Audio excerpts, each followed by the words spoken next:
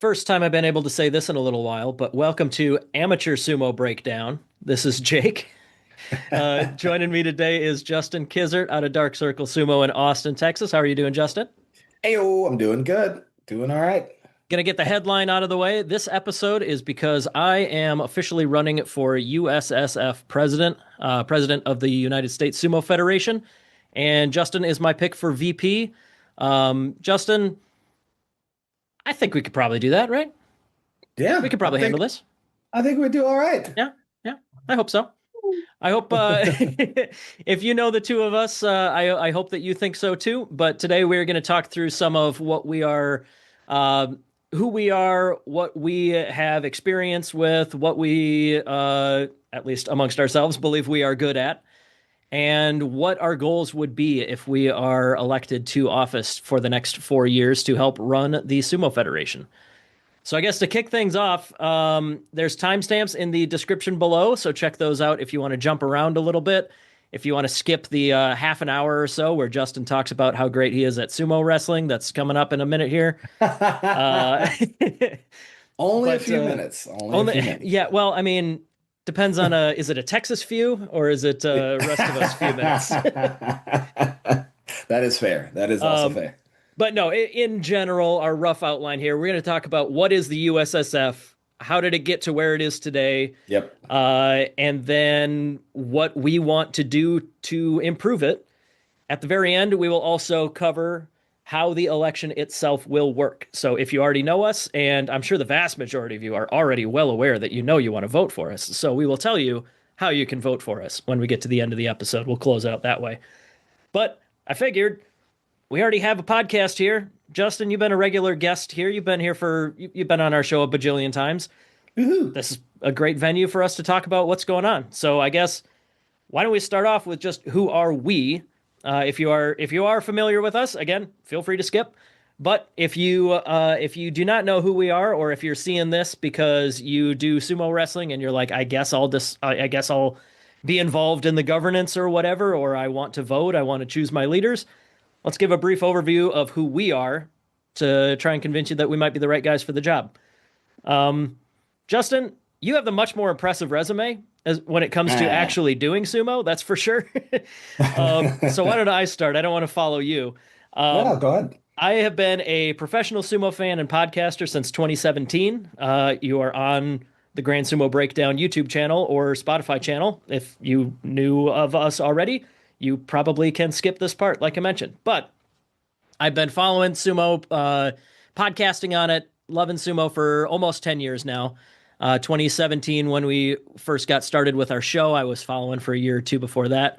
I got into amateur sumo when I went to this guy's nationals that he hosted in Austin in 2021. That was my first exposure to amateur sumo. You know, it's a awesome sport. It's fun to see, and you can do it yourself. I didn't realize that was possible. Thought it was super cool to watch until I got to know a lot of the people, and they convinced me it was also a fun sport to do. So I've been running Yes. the Iowa Sumo Club for about 2.5 years now. We've been having a great time up here in Iowa. Not we have a handful of guys that show up. We are far enough away from most people that we haven't done a ton of competition. I technically have won one individual medal in sumo wrestling. I got third place out of three, but that counts. Yay. I've also been It carried to does. a couple teams medals by people that are much better than me at wrestling. But as far as USSF governance goes, I've been pretty involved since 2021 in trying to understand the organization, try to improve it, try to help people basically bring my nerd skills into an athletic space where it's mostly athletes governing themselves. I have a few And those skills that have nerd been skills are needed. so I'm currently serving as the USSF registrar, been serving as in that position since the 2024 election. Um, yep, sorry, got my years mixed up. It's almost 2026, so I have no idea what Yeah. year anything is. But I also have a new baby, so I'm confused all the time. But anyways, the registrar position, I've been like managing memberships and kind of behind the scenes helping organize documentation of this or that, or make sure everything's written down, get the website up to date. Going to shout out a lot of other people that have been doing the same. Not going to claim that any of this is stuff I've been doing on my own, but my primary skill that I'm bringing to the group here is organization, logistics. My strength with knowing who's doing sumo wrestling around the country is going to help me be more involved and more up to date, knowledgeable, able to spread information among all of our domestic issues that we're dealing with or domestic improvements we're trying to make. And Justin, I'm going to turn it over to here to you because you have a ton. Sorry, I'm going to keep it professional here. No swearing today. You have a buttload of experience with the international sumo scene, and that's something that I am definitely going to be hoping to lean on you to help with that kind of stuff if we get elected. But yeah, give us a quick overview of how you got involved in sumo and USSF. Okay. Try to keep it brief. So got started, I would say, so I was with the Los Angeles team for about 3 years, started in 2016. We were up in North Hollywood for a little while. And so was one of the legacy kids that are still, I think there's only about maybe four to there's a handful of us that are Yama's original students. I Hmm. myself am one of his oldest, the oldest students that still Do you actively mean wrestling. longest students or oldest students? Because I think you Longest. fit both. Oh God, Zing. I do. No, I do. I was like, what are you talking about? Oh Well, no, yes. yeah, No, longest time period wise, yeah. active students. Thank you very much.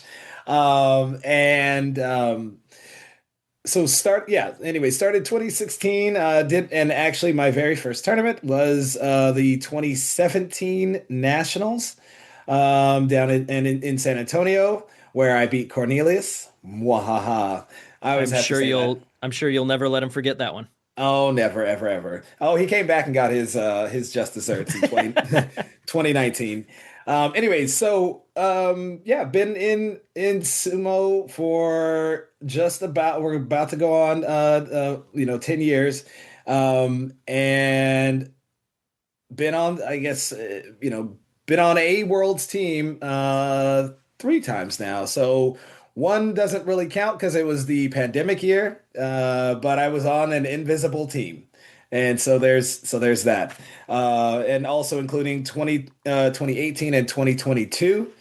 I have, I don't know, seven national titles. You got a big rack of medals just over your shoulder right there. Yeah. Oh yeah, this is very true. This is All my that. medal rack. This one bronze Yeah. medal. So, I guess that's the inner, yeah. So, yeah, seven-time national, three-time world, but then also, 2018 to 2022, I was a trustee, which is probably more important for this podcast. And I get, so I was a trustee, during a very chaotic time, and we, really pushed to get through to where we are today, which is amazing for a lot of you new people. Really awesome. You're coming in in an amazing time. Didn't think it could get this good, and it's only getting better. And You when did you start Dark Circle? started. Yeah. So after I think 2018, moved here to Texas. At the time, there was only one real actual, active club, and that is the OG, the king of Texas Sumo, and that, down in San Antonio, with Tom Zabel. And I started my club 2019 in oh, that's right. It's 6/6/19. Very fitting. 69. It's in 2019, and then was wholly obsessed in growing Texas as a unit. As I was, a lot of my motivation was really my disdain for the the the state of the USSF. Hmm, And most people don't know that, but that was kind of my motivation. I said, I can only if if the nation wide is in chaos, I can at least have a safe haven for sumo in Texas. sure. So Hey, spite is a great motivator. Uh, it actually was. And so I was like, you know what? Okay, like we're gonna, I'm gonna make Texas like damn near, and of course Texas history, its own, it's like so unit. Texan.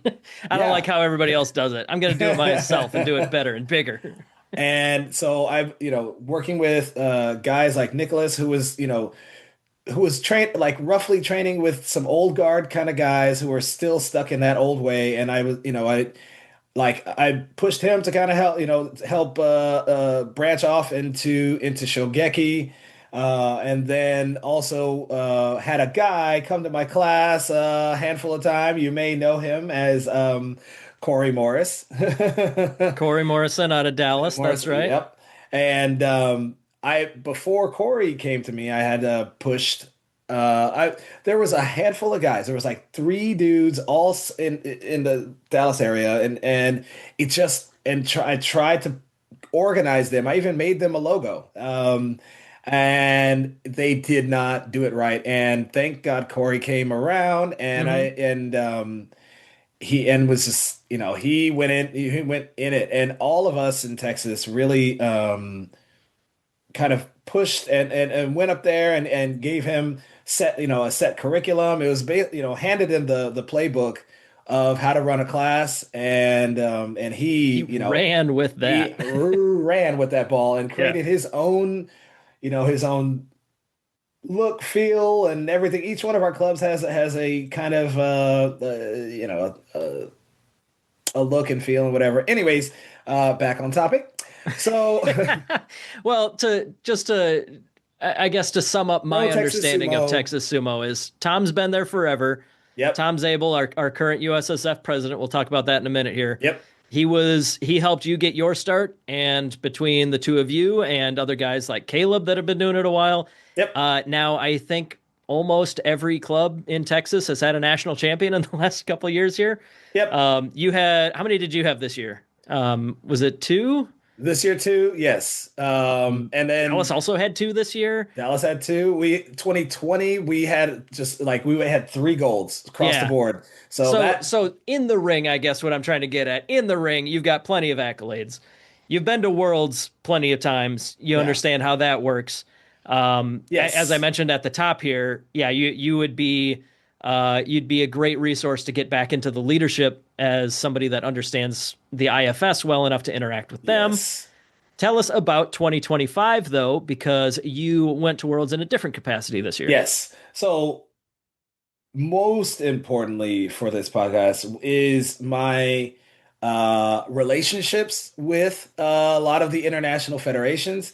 I have actual close friendships that maintained throughout the years with the Norwegian teams, like especially the Ukrainians, and even adversely even the Russian Federation as well. Like there's guys that are just minus whatever the hell our countries are doing.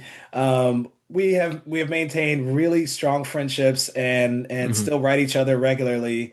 You And have Georgians come to your the tournament that you host in your Yeah, hometown every year. That's pretty yes, cool too.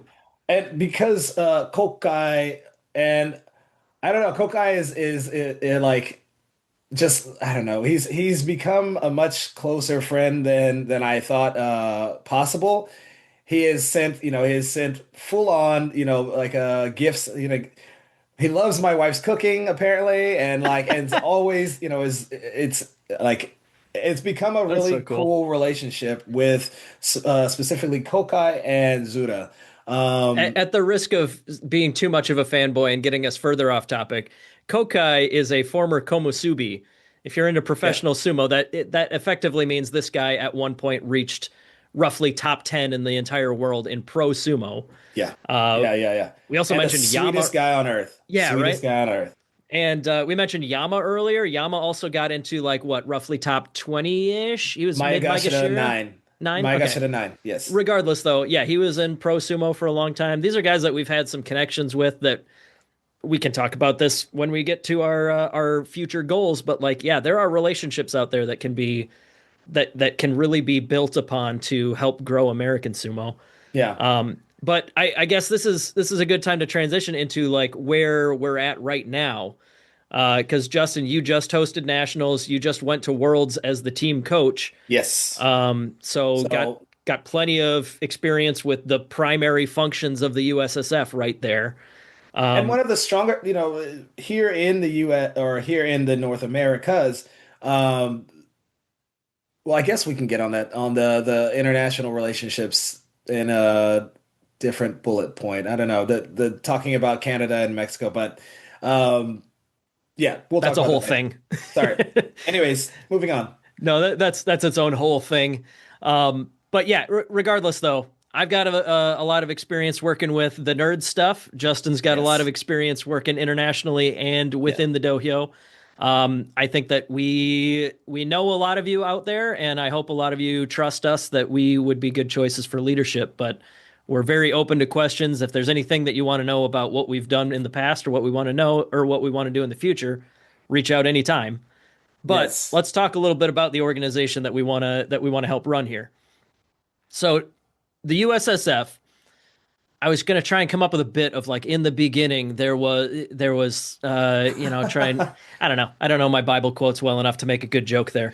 But the USSF started in the 90s along with Yes. the amateur sumo, the organization as we understand it now, basically started in the 90s. It got codified, it got world championships were hosted, and that meant that countries needed to determine who gets to go to the world championships.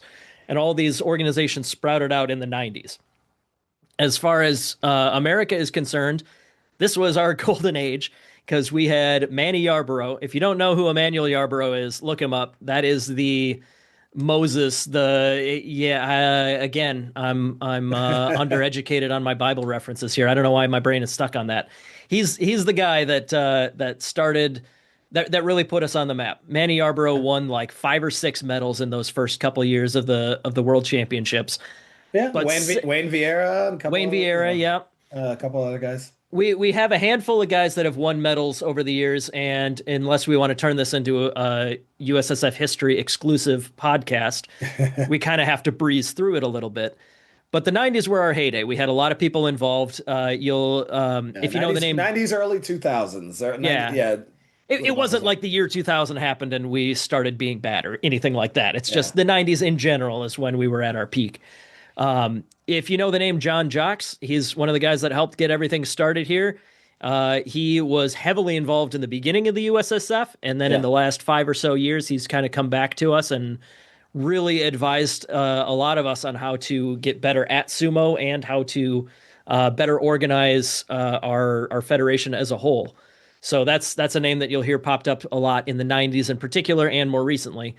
But in the intervening years, 2000 to roughly 2020 or so, this is prior to my time, we didn't have as much success on the world stage, and the organization itself was a bit chaotic. The USSF has never, up until like the last few years, has never been huge. We're currently sitting at like, No. I don't know, like 400 members or so now, like four to 500 members in 2025. But when I see pictures of like the national championships between 2000 and 2015 or so, it's like 10 people, you Yeah, know. I mean, my first one in San Antonio. Granted, that year was technically a wash because the World Games happened in Warsaw, Poland, Mhm. 2017. So not many people when there's a World Game year, It gets a little technically funky of like, does nationals matter that much or not? no, and it kind of doesn't. And so not a lot of people came. And I Yeah. mean, for me, I mean, it was in a it was under a pavilion at a what was it? I think it was like a swap meet or something. I don't Okay. know. Just so you know, there was maybe 4 lightweights Yeah, okay. Andrew, Cornelius, and one other rando. And that I think he just was like, sure, I'll do it. And Yeah, and then this that's year we about had how big like it 20 was. or so, right? Yeah. And heavy, and even the one that usually always gets a lot of people. I think heavyweight had.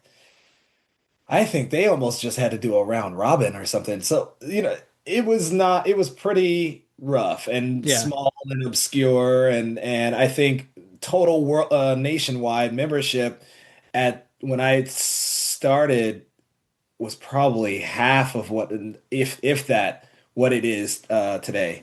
Hmm. Um, it has really blown up in the last, I'd say 5 years, 4 to 5 years is this new, this Yeah, like. yeah. I accidentally came in around the same time that a lot of other people came in just post pandemic when we started like being able to travel and find new hobbies again.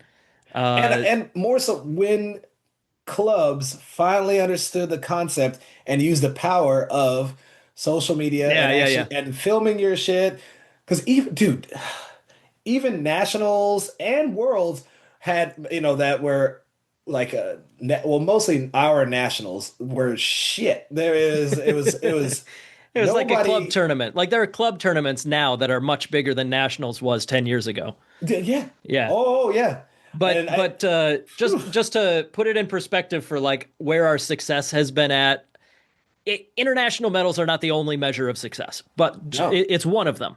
So let me give you a quick summary. In the 90s, we had our men's team. They won bronze or silver combined 7 times. We had one, two, three, four, five, six other guys that won individual medals prior to 2001. Five of those medals are Manny Yarborough, but yeah, we also had another 4 or 5 guys. But then between 2001 and 2023, we have one, two, three, four international medals, two of which are Trent. Trent Sabo, Trent motherfucker. Sabo, Oh, Roy that's right. Sims, and then Serena Knighting got a junior medal. Serena. Yep, Yep, yep, in yep. 2014, and that was it. Yeah. Like 20 years, and we got 4 medals compared to 14 in the prior decade. So the Trent USSF, held us down for yeah, right. during those dark ages. Yep. So yeah, the USSF, the other aspect that we're not going to get into too much here, but by all means, this is great for after party discussion. Lots of drama. Not a super Ooh, clean, not a super cooperative organization yeah. amongst the leadership. That is what it is. And There's a anything that governs anything, there's going to be people that butt heads. That's Yeah. fine. That's okay.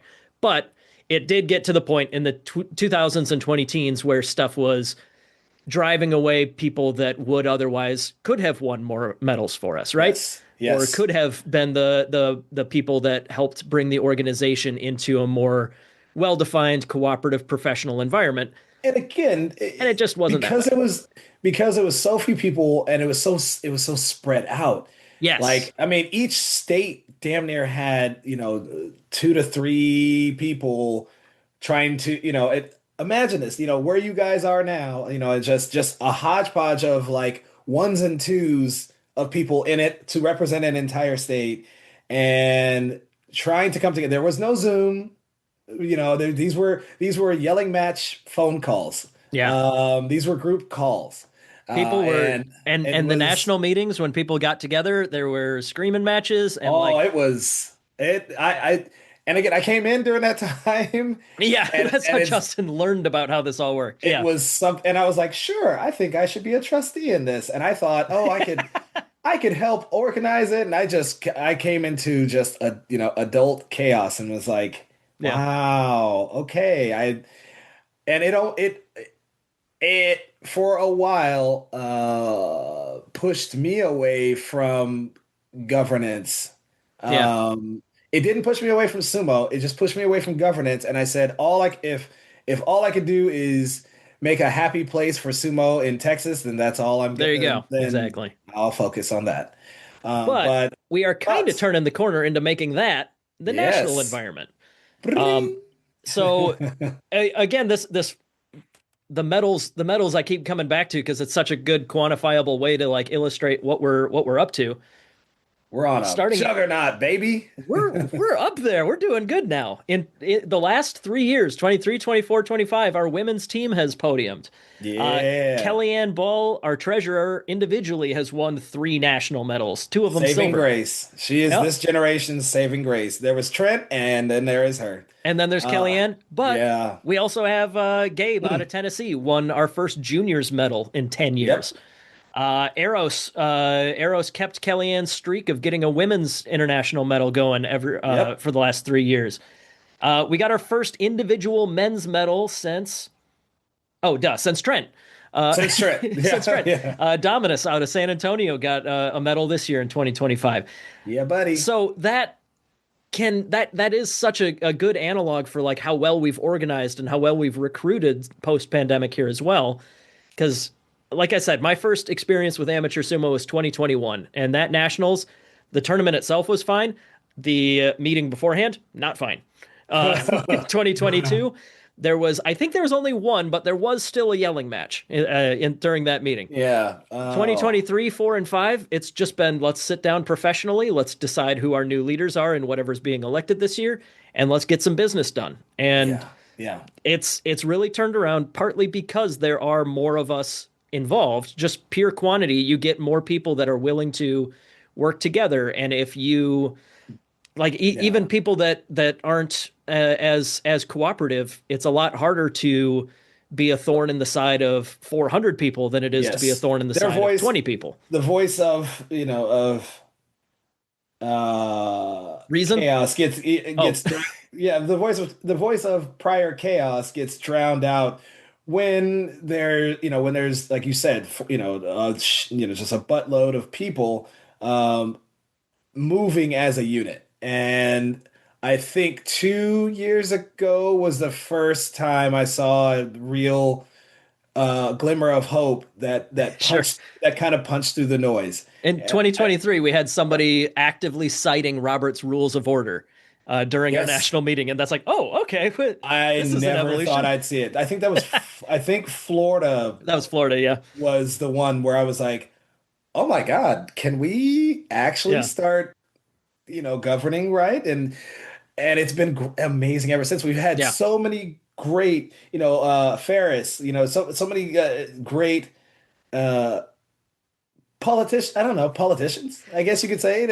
In the sense that like there are things that somebody who is and George literally has worked in politics, like that is part of Yeah, it. For it makes sense. We'll talk about him in a minute too, because I want to talk about the 2024 in particular, the San Diego Nationals.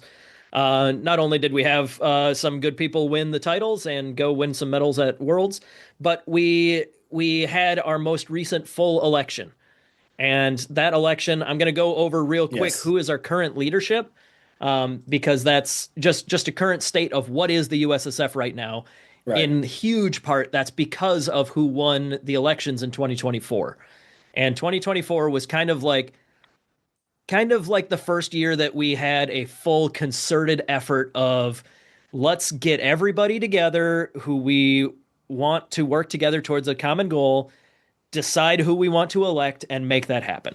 Yes. And what we really did was bring a huge amount of people behind a trusted figurehead. Sorry, figurehead is the wrong word for that. Behind a trusted leader that we all trust to do the right thing, move us in the right direction, right the ship. And that was Tom Zabel, who we've already mentioned. Tom Zabel, the current president, his term is ending at Nationals in 2026. And he was a massively stabilizing force for everybody. Yes. Tom, You guys don't understand how stabilizing the gravity of that. Tom is the rock do. around which the rest of the rapids swirl for sure.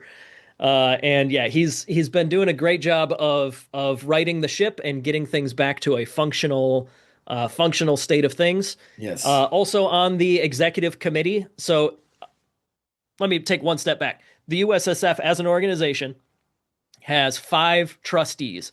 These Right. trustees are the people that actually vote on where our money goes, or like who they vote on the bids for where nationals will be hosted next year, things like Right. that. Like the trustees do the voting, but then there's also the executive committee, and the executive committee are the ones who put the proposals out there, write the policies for the board to vote on, Yes. host the meetings, update the websites, host results, sanction events, memberships, all this, all the like doing is supposed to be the executives.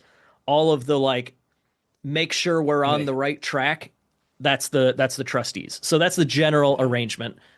Again, because it is a smaller organization, when we have meetings of the leadership, everybody gets together. We all chat about things. But in between meetings, the executives do something, and at the meetings, the trustees vote on something. That's the general gist of the leadership. yeah. Um, that sound about right? Anything major? No, I yep. mean, there's That plenty of that specifics, of course, but that's the gist. yeah. I mean, just think. I guess legislatively, it's kind of backwards from the U.S. government, but because it's I would what think of I guess our executives as like the House or like in as far as Congress like coming up with the bill Let me and add a then bullet point here to our outline that we need to send Justin back to civics class. yeah, Uh, I'm extra special. No, no, uh, like because the House writes a bill, and then the Senate, and the Senate says, says they both yay or have nay on to. that. Well, they both have to vote for it to pass. We're gonna move on. Yes, sorry, I don't know. The that's the way that the USSF government basically works. Though, so you have the Yeah, executives in charge of specific tasks, and the trustees who are like make sure that we're on the right path. They keep us aligned with the vision that we're supposed to be aiming for. yeah, So, real quick run through of who's who. The executives, we have Tom Zabel as the president. Vice president is Darius Campbell out of Ohio. yep. Jessica Hopper, also out of San Antonio, is the secretary. So Woo! she's like keeping notes and making sure that we are staying on task for all of our meetings. Our treasurer, keeping track of or keeping track of where the money's at and making sure our bills are paid, is the Yep, aforementioned three-time world medalist Kellyanne Ball. she does an amazing job. Yes, she does. Treasurer is probably the most important job because, like, if you met, like, my next on the list is me. I'm the registrar. I keep track of memberships and like who's paid, who gets to, whose clubs or whose events are officially sanctioned. Whatever. That's my job. I can mess that up a little bit. If something happened and I messed up, Hmm. it wouldn't be the end of the world. Kellyanne messes up with the money. That's a problem. Yeah, So that's why her job she is is huge. I mean the organization is a 501c. For Right. just so you guys don't know, for those who don't know, the USSF is a 501c nonprofit. You It got is rules. technically a business. Yep. Okay. And that means every year there are taxes that needs to be paid. There are, the website that you see has to, there's an annual fee for, to Yep. host, to host that. More There's a, important is the insurance as well to make sure, there's a, like, if yes. somebody gets injured at nationals, like that insurance has to be paid for. All Um, these things, I know you guys are like, what are you guys doing with the money? And like there are meetings every single month and where she has to where itemize Kellyanne details it that all out. this Basically, what was I'm our getting at here, balance. Yeah. what I'm getting at here is I desperately want Kellyanne to remain the treasurer. So Oh, oh yeah. I hope she's interested in running again. But yeah, then there's me, the registrar, and then there's also Marky Nass is the webmaster out of Appalachian Sumo in Pittsburgh. So effectively, like in practice, me, Kellyanne, and Marky are kind of like all of us have our fingers in the pie of the USSF website. And Tom, Darius, Jessica are kind of like organizing the meetings, making sure that we're keeping things moving forward in that front. But that's the executive committee is the name for this group. We just communicate with each other. We do what we got to do. And then when it comes to actually making the big decisions and approving them or not, that's our trustees. We got five Right. trustees, and this one is a little bit more complicated. All of the executives have up until now have had 2-year terms. So all of those Yes. positions are up for election in 2026. However, the trustees are on 4-year terms. Right. Hence, So I not all had of 2018 to 2022. yeah, exactly. So that was one term, but the Four trustees years. it here you go. Here's a comparison to the Senate versus the House. The trustees have a longer term, so the intention is for them to be the more grounded. They're like the Senate. They're there longer. They're supposed to have the Yeah. long-term vision in mind better. But these trustees are on kind of an offset schedule. every 2 years there's an election, but this year there will be 3 seats up for election. And then 2 years from now in 2028, there will be 2 seats up for election because they're going to be staggered like that. Yeah. So the trustees that are staying on the board are Christina Griffin Jones out of Honu Sumo in San Diego and Karen Zabel out of San Antonio, Texas, Yes. Mighty Eagle Sumo. Do you want Zabel, familiar name. That is Tom's wife, just for transparency. But they, trust me, I've been on enough meetings to know they do not rubber stamp each other whatsoever. to? No, no, no, no. And that's a good thing. It is a very good they're thing. not feeding off. They have their own, they are their own people, and they have Yep. their own visions for, for things. So Yeah. it's interesting hearing them both. Anyways, sorry. Same goes for Christina. Christina's husband, JJ Jones. He's heavily involved, not in any official board position or anything like that, but he's been world coach. He's been national. He's organized the national tournaments, things like that. But he and Christina, same deal. They're not rubber stamping each other, even though they're couples. But yeah, so Karen and Christina, they are staying on the board until 2028. They were elected along with Tom and the rest of us executives in 2024. So they are going to be serving a 4-year term. The 3 terms that are ending are all board members that were elected in 2022. So that's Danny Avila out of who's he with officially? Is he Honu with Honu Sumo. now? Yeah. Yes. Okay. Andrew Freund out of California Sumo Association, and George Ferris out of North Alabama. George is actually an interesting case because we had a prior trustee that was, due to some drama we don't need to get into, was expelled from the Yeah. board. George was elected to finish that trustee's term. He was an interim trustee. An interim trustee. So George was filling the slot that expires in 2026. Yes. I can say for sure that George is running again for the trustee for his region, and I fully endorse him and would be happy to talk to anybody who has doubts about George. But as far as I wouldn't know, doubt Danny his and political, I'm sorry, go ahead. no, I was saying I just for those who don't know, seeing it and experiencing him firsthand. Again, I didn't even know who he was prior to the Florida meeting. Oh, sure. And when we talked about, someone actually reciting the Robert's Rules of Oh, yeah, Order, that was George. Yep. that was George. And I was like, and that was for me, that was my first real embedded memory of like, I was like, who is this guy? Yeah, And yeah, yes, he really please. helps meetings move along when they get stuck in the mud. That's for sure. Yeah. So, So anyways, yeah. Anyways, the trustees are elected on a regional basis starting this next election. yes. For those that So don't know, mhm. you've got your there is now it's new it's sectional and actually if you go to the USS the United States Sumo Federation Instagram, you can see a nice, Kellyanne's done a good job of illustrating the maps of the regions. Yeah. And so she's going to be, but I think she's only done 3 regions so far, 2 or 3 regions so far. Yeah. But you could see the map of basically like a West Coast sliver, Central, which goes all the way up to where Mr. Jake is, Hmm. and then all the way down to where I am, all the way down in Texas. Yep.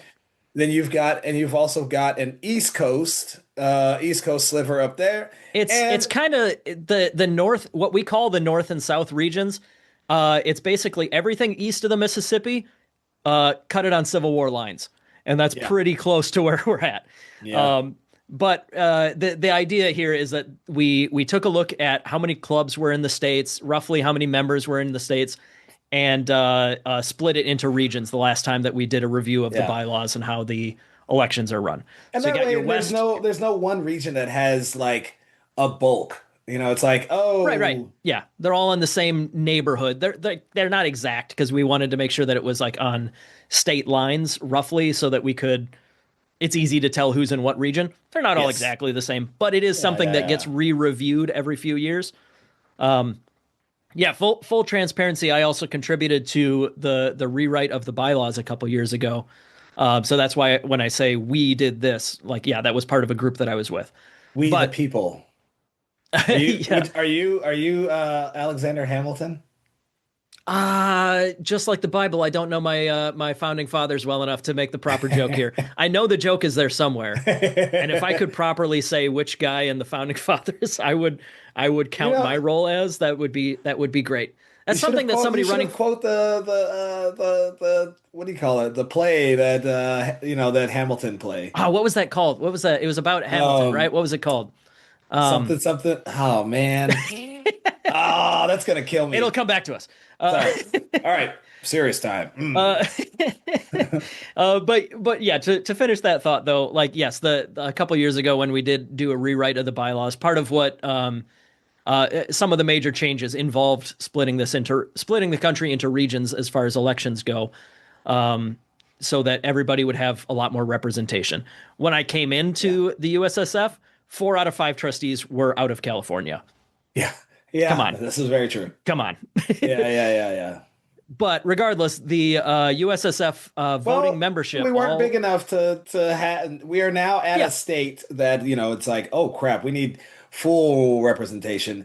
Because to be yeah honest, the only one of, and again, I was with the California team for 3 years, and it was the only and largest in the nation. Like yeah yep. we just dominated. I don't want to imply that it was corrupt. I guess I just want to Yeah, say that it was a it was different state just of things. Four out here of are the five number. trustees were in California, but also like most of the sumo wrestlers were also out of California at that point. So like it That's what it makes was. sense, but not anymore. Now our clubs are fully spread out nationwide. We gave it we made a new framework that allowed more representation, and then the Yes. USSF membership voted to approve that in 2025. Yeah. I think that was just after nationals. We've officially adopted the new regional set of trustees. So, how that applies for the next election? Karen Zabel is in the central region. Christina Griffin Jones is in the west region. Yeah. So, the north and south are the two regions that will have a new trustee. Ba-ba-da-bum.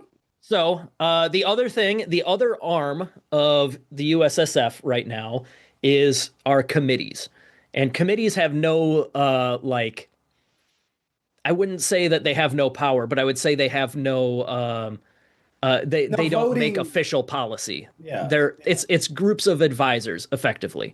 So we have our ethics committee, youth committee, officials, fundraising, bylaws, ranks, history, and then in the works we also have coaching and medical. I know the coaching committee, they are We've been meeting. official and they have been doing meetings, Yes. but that one is still it's not as official and established as the others. But if you ask your coach of your sumo club, the chat group where all the coaches get together, they have Yeah. been the coaching committee has been posting videos there, and I'm sure your coach can get that too if you want it. And Uh, we're and it that one's really I mean really showing the evolution of where we're headed yeah. and the fact that there are these, non-governing bodies but are just actively in any one of these committees, whether it's youth, Mhm. ethics. I mean ethics, they're all just working to, they're wrestlers like all the rest of us and trying to find flaws in the system and working behind the scenes to kind of to organize things because everyone has said it at one point in time like God, somebody should really, should really organize this or somebody should do blah blah blah like This is where somebody goes this is a is committee. Yeah. so yeah, for a lot of, and this is just a quick side note, is that a lot of you guys who think, oh wow, I love sumo. I'm not, I don't know if I'll ever be a national champion, blah blah blah. All like that is not the only achievement that can move this machine forward. So just know that Are you talking to the listener or are you talking to me? no, no, no, I'm talking No, I no. know. It's both. It's both. I know what you mean. I'm speaking. There are people out there that are just like, God, that some of them fall into, oh, God, I want to be a Gyoji. I want to be a, there are things that you can champion and be good at, and it's not always the guy or girl who wins nationals or worlds all the time. There is a lot that is done, and in some of the higher functioning countries, you'll see that there are people who are superstars outside of the ring, and that is, I just want you guys to know that you can be a superstar in your own right and move this forward and bring those strengths and be the Kellyanne Ball of ethics or of just helping to organize. I don't know, help out with Yeah, the website. Anyways, that was all my sorts of soapbox. stuff. Yeah, and I mean, speaking of Kellyanne's wife Brenda, everybody's sumo mom. That's a perfect example. Or Perfect example. Kaylin out of Tennessee, everybody's other sumo mom. Zombie Uh, mommy. there's all these people around the country that contribute outside the ring. Committees is one way to do it. Helping your local club's another way to do it. There's all sorts of Yes. places to get involved, but these committees are effectively like a subset of the executive committee. The executive committee creates the committees, like they'll say.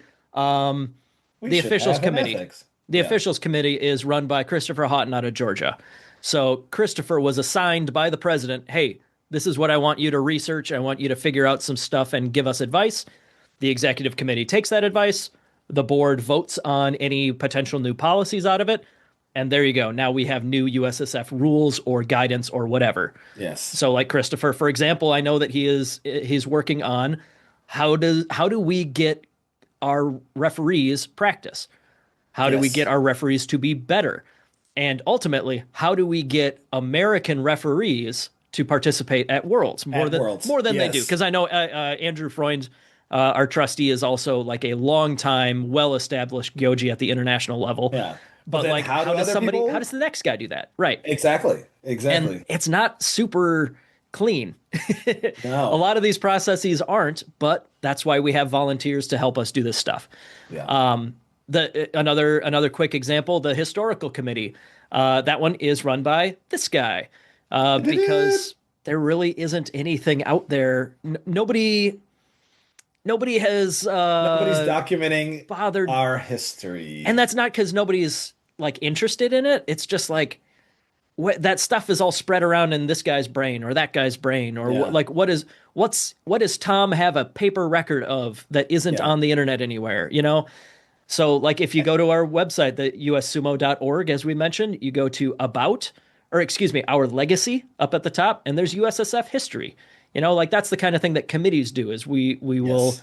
I have assembled everybody who has done a newsletter of some form or fashion. Well, almost. I'm still waiting on some lazy guy who hasn't gotten me his issues of newsletters that he's made.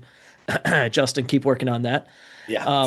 But Yeah, there was a time when I was doing, there I was a think for a time. good 2 years, That's about how when long I was able to do newsletters regularly as yeah, well. But yeah, yeah, it was killing me. regardless, it's one of the ways that you can contribute without worrying about being elected to an office or whatever. Yeah. But yeah, we collected stuff going all the way back to Sumo Shimpo started in 1999. Harry Dudrow put together these newsletters, and now we have all of them on our website. And you can just go see what was the USSF doing in February of 2006. Let's find Yeah. out. So yeah, committees. That's the current state of the USSF. We got our executive committee led by Tom. We got our 5 trustees, 3 of which are their terms are expiring. Yep. And then we got our committees that advise us on things. One other quick note, and we're going to get into this at the very end when we talk about how the election works.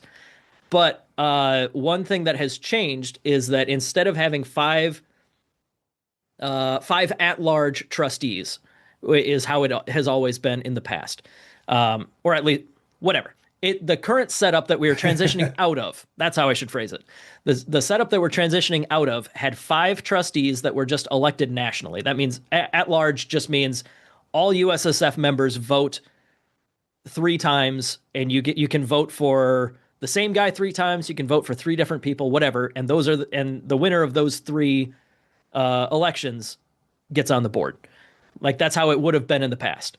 How it is in the current setup that we have now transitioned into, we're going to be electing a North trustee, a South trustee, and then the position I'm running for, the president, is the only at-large trustee.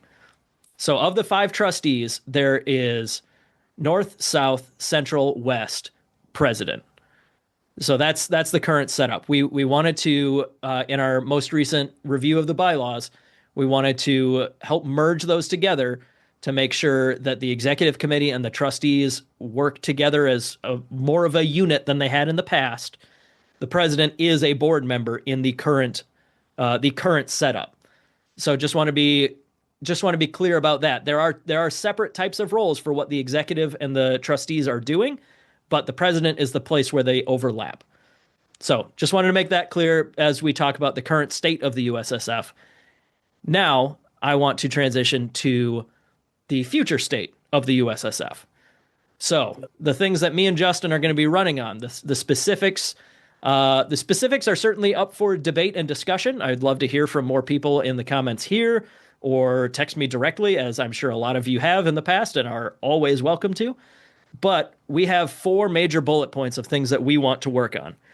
If me and Justin are elected to office in 2026, our 4 main goals. Number 1, this is what we want to center around because this is what we're all here for in one way or another. We want an American world champion. Not talking tomorrow, not talking next week, but if this term is going to last for 4 years, that's one of our main goals. What do we do to make that happen? And we'll talk about that in a second. I just want to go through the rest of the bullet points real quick. American world champion, that's number 1. Number 2, better organization amongst the USSF, talking about making sure that we get more volunteers, we make things, we create better systems to help us operate more smoothly. Yes. We don't have to start from scratch every year on how to run nationals. Let's write a book and give that book to the guy next year to do it. Number 3, better communication. This ties in a lot to better organization, but specifically for communication, meetings. We want people to be able to bring things to their leadership. We want to, one of the main things that we wanted to establish by creating regions was if I'm in Vermont and I'm starting a sumo club, who do I reach out to? Do I just email the USSF and hope that somebody sees it and is interested? No. Email, you have one guy. You have your North Region trustee. Yes. We want you to be able to reach out to that guy. Excuse me. We also want the meetings to be transparent. We want people to be able to view the meetings. That is a part of being a 501c3 organization, is that our meeting minutes are public, but why stop there? Unless there is something that is like a specific, like medical related privacy issue that does pop up every now and then, the board needs to address this or that.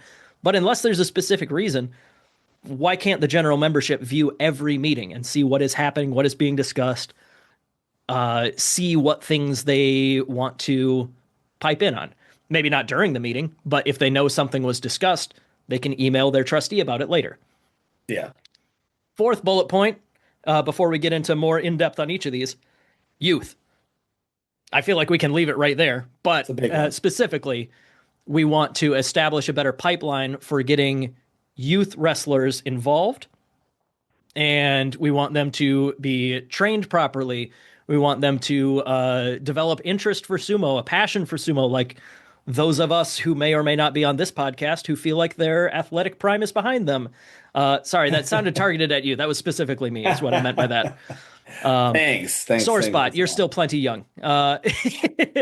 But if you want good adult sumo wrestlers, a great place to start is creating good youth sumo wrestlers. Yes. So that's nothing new. I hope, and pick any sport. We'll go into it, but yes. I hope that I'm not personally aware of anyone who is, at this point, we are 4 months before the election. I'm not sure of anybody at this point who is running for president, but if they are, I really hope they also have this bullet point on their list. I would, if I'm not running, I'm happy to, if I wasn't running, I would be happy to vote for anybody who had this bullet point on their list. This is a huge one. It's important for the long-term health of the USSF. Yes. And everything that you do that's good for youth sumo is good for grown-up sumo. Yes. It's good for everybody.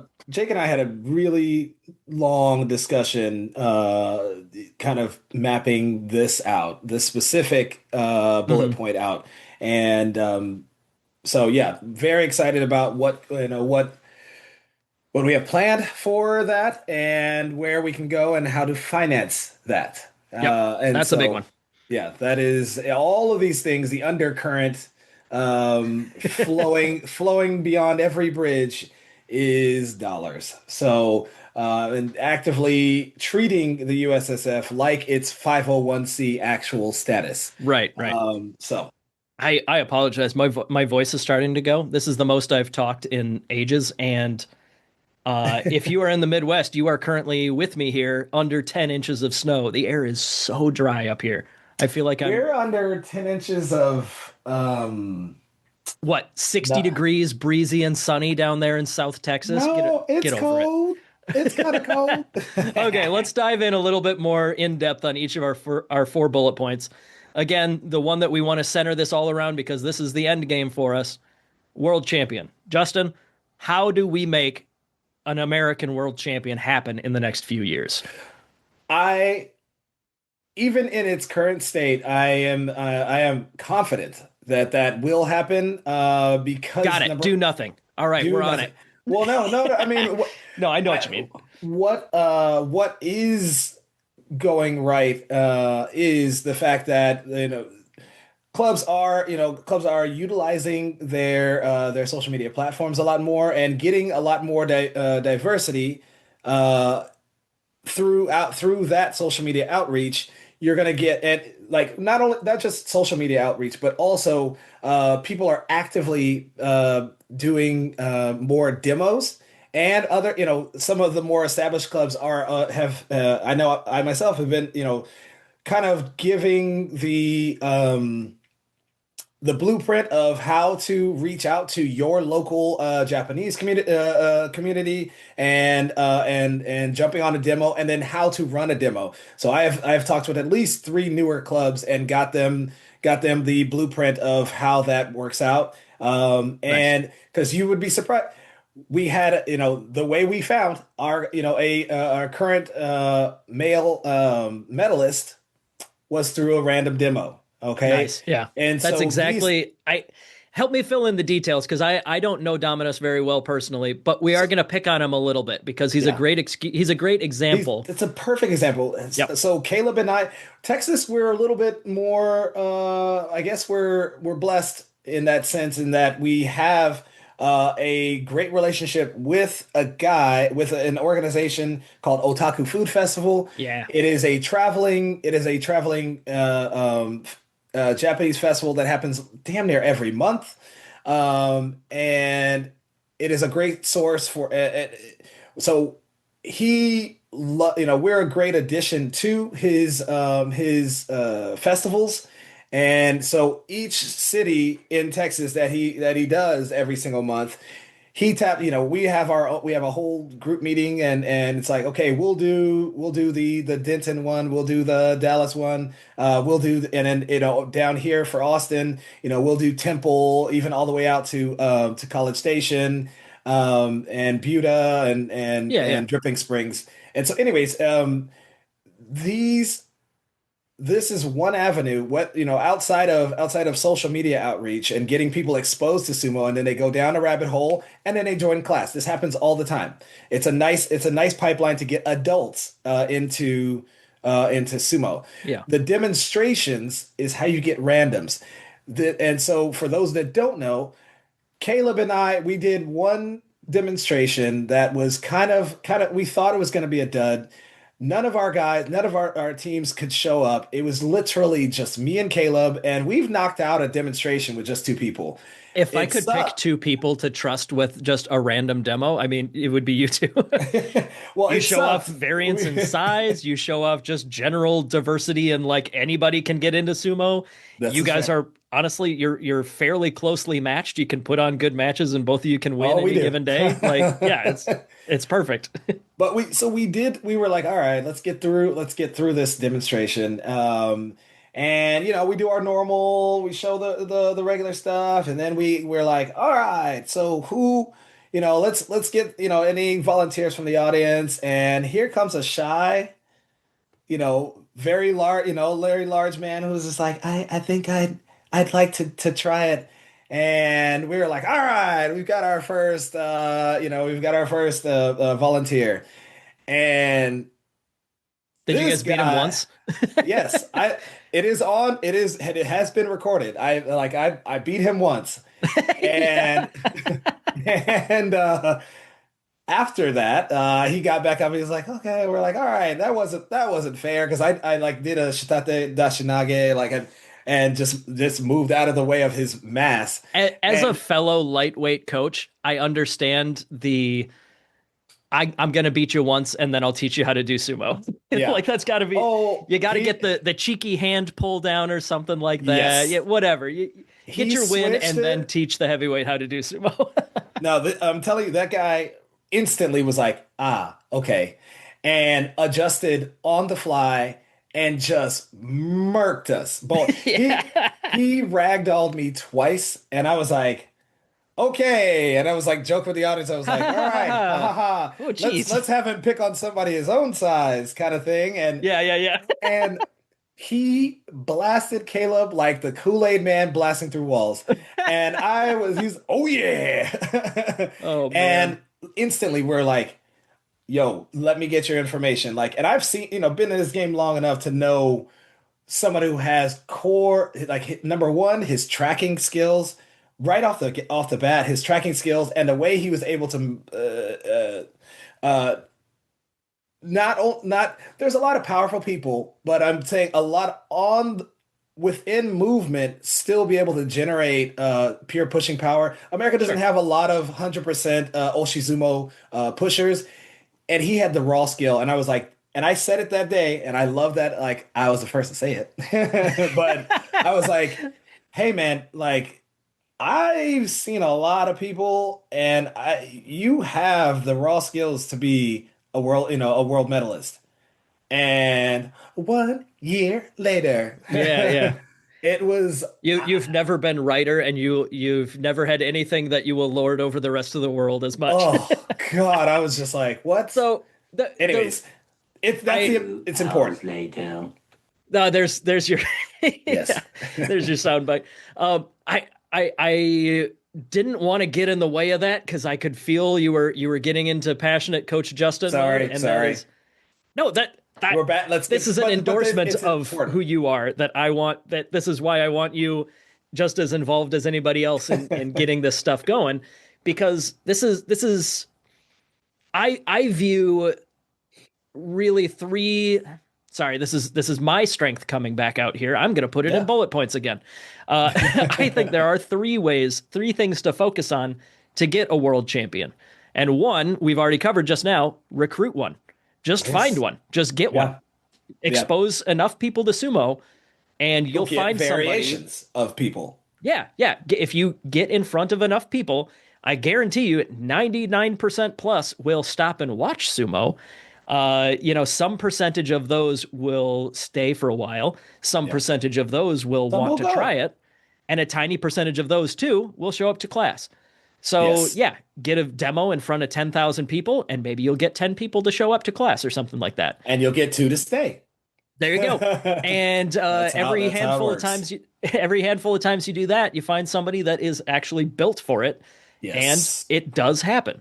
That is Yes. one way. If I was going to do the get rich quick scheme of how do we get a world champion, I'd be showing up to NFL practice facilities and find the guy that just got cut and doesn't know what to do Yeah. with whatever that like find That for one. me, that's a really that for me is a third outreach point. You have social media, you have Sure. demonstrations, and then you have outreach to like he's NFL, wrestling, Yeah. reaching out to wrestling, BJJ, judo, things that Hmm. transfer well. Judo, BJJ, if you're lucky enough, sambo, Oh, for sure. clubs. Eh, yeah, because again, I found what's his name? Oh, sorry, Chad, the number two Oh yeah. lightweight in the nation, because I He's a did martial arts guy and he yeah. just wants to know all the martial arts. Well, I He's did really good at most of them. I did a collaboration with a one of my friends, BJJ gyms, and I showed them how sumo can help with your standing game in the octagon. Sure. And he was one who came to that class and then joined sumo. That's really And cool. so again, all these stories, you know, that those are real big pillars of outreach, Yeah. mainly for established adults. You know, But all of that comes into the idea of just find somebody that is going to be a world champion. yes, But yes, that is absolutely something that we should be trying to do. I know you had Connor. Never oh seen yeah, him before, but he showed up to nationals and what did he get 2 medals? I think he medaled at yes, Open too, right? yes. And again, Um, that was my you for and found him, and for there you go. context, guys. For context, I also I was heavily in the BJJ world. Right. So you know I have two world medals Two of from those are yeah, not two all of of those those are are world sumo. medals from BJJ. But so I wanted to say that, you know, for those who are like, well, how do you just walk into a BJJ gym? I Right, have had, exactly. Easier you know, said than done, but right. the idea of you can find somebody that is already out there that has that potential right there under the barely under the surface, like somebody Yes, like yes, Dominus or yes, Connor, yes. whatever. That's not to say that like you shouldn't try recruiting people who aren't going to be a national champion. None of the guys in my Iowa club are gonna be a national champion. I But want sometimes you them to go to recruit. nationals. I hope that, Yes. like that's not to say that they'll never do well at nationals, but like, I was gonna say, damn, you don't know hey, that? well, my club is honestly because I'm not the only one in my club who had a baby just now. So like we're on it, honestly, we're just taking a winter break. Oh boy. You want to be a national champion, you don't take a winter break. We're here to have No. fun. And I want to make it clear that like that's also part of it. We need dozens and dozens of people who are there to have fun with their friends and do tournaments just to Yeah. test themselves and feel like a warrior for 2 hours every Yeah. Sunday. That's totally valid. You need so many of those people in order to support an organization that can Yes. produce somebody to be that world beater, that guy that Yeah. you that slab of marble that walks out of the crowd into a demo in front of Justin for him to And then carve you into a champion. wrestler. Yeah. Yeah. I think So, Kudawashi is a really great example of a God, they're they're doing all both sides of that. having fucking Yeah. fun, and out of that, you know, out of that, and they're championing their champions out of their club Mhm. too. And so you see them, you know, even at my tournament just recently, like man, you know, they're championing, you know, the Parhams and the and Temple Park or Yeah, whatever, yeah. and but then they're all, you But know, you and don't have they to do be their own Parham to heat. have fun at that club. No, they're back there. I saw them back there with their amazing their signs cheering on their team. You know, Yeah. go Kudawashi, and so they're a great example of a well-rounded, uh socially balanced. I don't I know. I think that don't might be know. a good way to put it, That's a actually. good, yeah, uh, socially balanced team. It doesn't have to be a bunch of killers, you know, yeah. and just like this isn't, you know, Spartan, you know, but I Yeah. mean, But in order sometimes you to find a Spartan. sometimes you do. Exactly. And Yeah. if you're having enough fun, yeah. So, but that brings me to the next point. The next of my three bullet points under world champion, you either find one, Da-da-da-da. you Yep. train one. So Yes. that's step two. And if you're just getting together for an hour a week, like I am at best when we actually can put the kids down for a nap at a proper hour to get to practice. Yeah. Long story, not as frequent as I would hope to make that happen for me. But when it does happen, that's not enough. You can't just do an hour a week with your local guys and say like, all No. right, I'm gonna win worlds. No. You need to travel. You need to go to other clubs. You Yeah. need to compete at various levels of Yes. regional, national, etc. levels of competition. And that's something that traditionally has just been left up to the wrestlers. So that's Yeah. something that we want to improve is find what works, talk to Yeah. the people for whom that works. And we're not starting from zero. I'm not saying like we're at the brainstorming phase. Like we've got some ideas here. Yeah. Again, money, we want to help people travel. Like let's say the last couple of years Raijin Sumo in South Carolina has put on like a 3-day camp Yes. and everybody is invited, but specifically the world team members try to get to that one.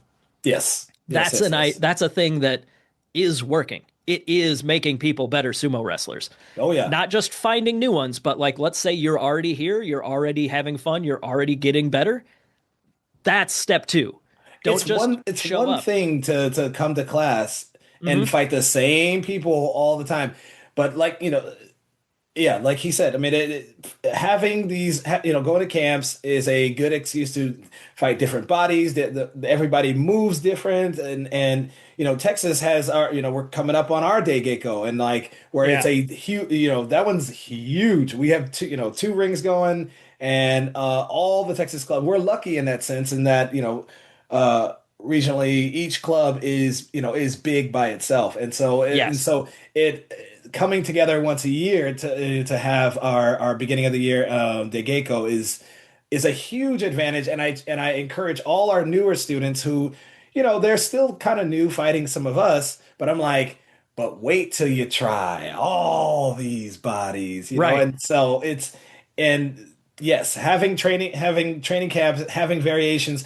I encourage, I had every week just before I start Keiko talk about uh, tournaments that are happening that month and the next month. And so I encourage my people to get out and like, hey, if you're gonna be on the West Coast, hit this one up. If you're gonna be here, oh, the Appalachian one's happening soon, and this and that. Yep. And so I put those out there, and of course, we're not all, again, we're self-funded. Every single one of us is self-funded. So I just like to put those on the table. And if let's say some people have happened to be like, oh my God, I'm visiting family in X, in this Is there a state. club Like, there? oh my When do they God, I can practice? totally Let's do just do that. that. Yeah. So, I've got a so traveling comedian who goes and trains with the no, I do. He's a that's he's a awesome. traveling he's a That's a comedian, perfect excuse. and he does shows in New York and has been training several times with the New York club. Oh, that's perfect. So it's So I perfect. guess to sum this up though is like how do you turn let's say you find a guy who's got or who has natural talent. That's Yes. one way to go about it. But what if even better than that, you find somebody who's willing to whole Who you ass sumo? molded. What if you Yes. find somebody with all the passion in the world?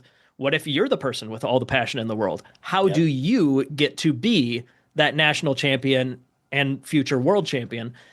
I want to find ideas to help that person. Yes. And does that mean we help advise that if you're on the world team and you don't know what you should do, let's find a way to organize. This is the date that I want you to go to Raijin Sumo's summer training camp. This Yeah. is the it's a oh shoot, it's a 9 hour drive, but you should go to the Nashville tournament, Yeah. or All you should getting go to reps San in. Diego.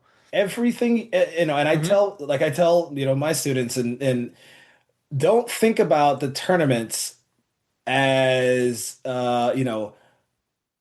whether don't think, oh man, if you go to a tournament, oh, you didn't do so well. That doesn't matter. The everything, just like if you are a musician, whether you're I don't care what the thing is, what is your thing. Repetition is key. Yep. And so if you if you only come to practice, and this is just going into coach mode, but if you only come to practice, oh, and you do well at practice, that's wonderful. You get to nationals, and I've had New ball so game. many new people who are so overwhelmed by the competitive environment that they freak out and they don't do what they did in practice. Because Yeah. I'm telling you, competition is different than practice.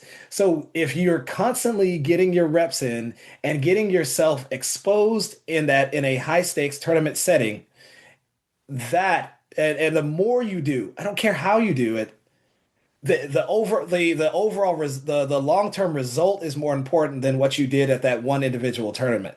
So Yeah. I try, and I tell this to my students all the time, and this is something that, like, get more exposure so that by the time nationals comes, you are used to the sounds, that used to, the guys warming up doing Scotty. A lot of, it becomes intimidating when you hear the slaps and these guys are, trying to, hogging up the warming, they're warming up on the dohyo, and you're like, oh, I don't know if I can get in. You Guys that you are have to, inevitably going to be somebody is going to be bigger than you. yeah, It's sumo wrestling. You'll you never need be to the biggest, get in strongest there guy.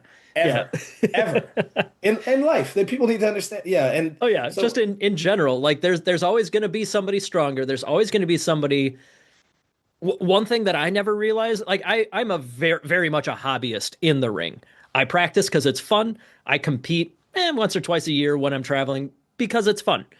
But one thing that you never get in practice is lining up in front of somebody and not knowing at all what they're going to do.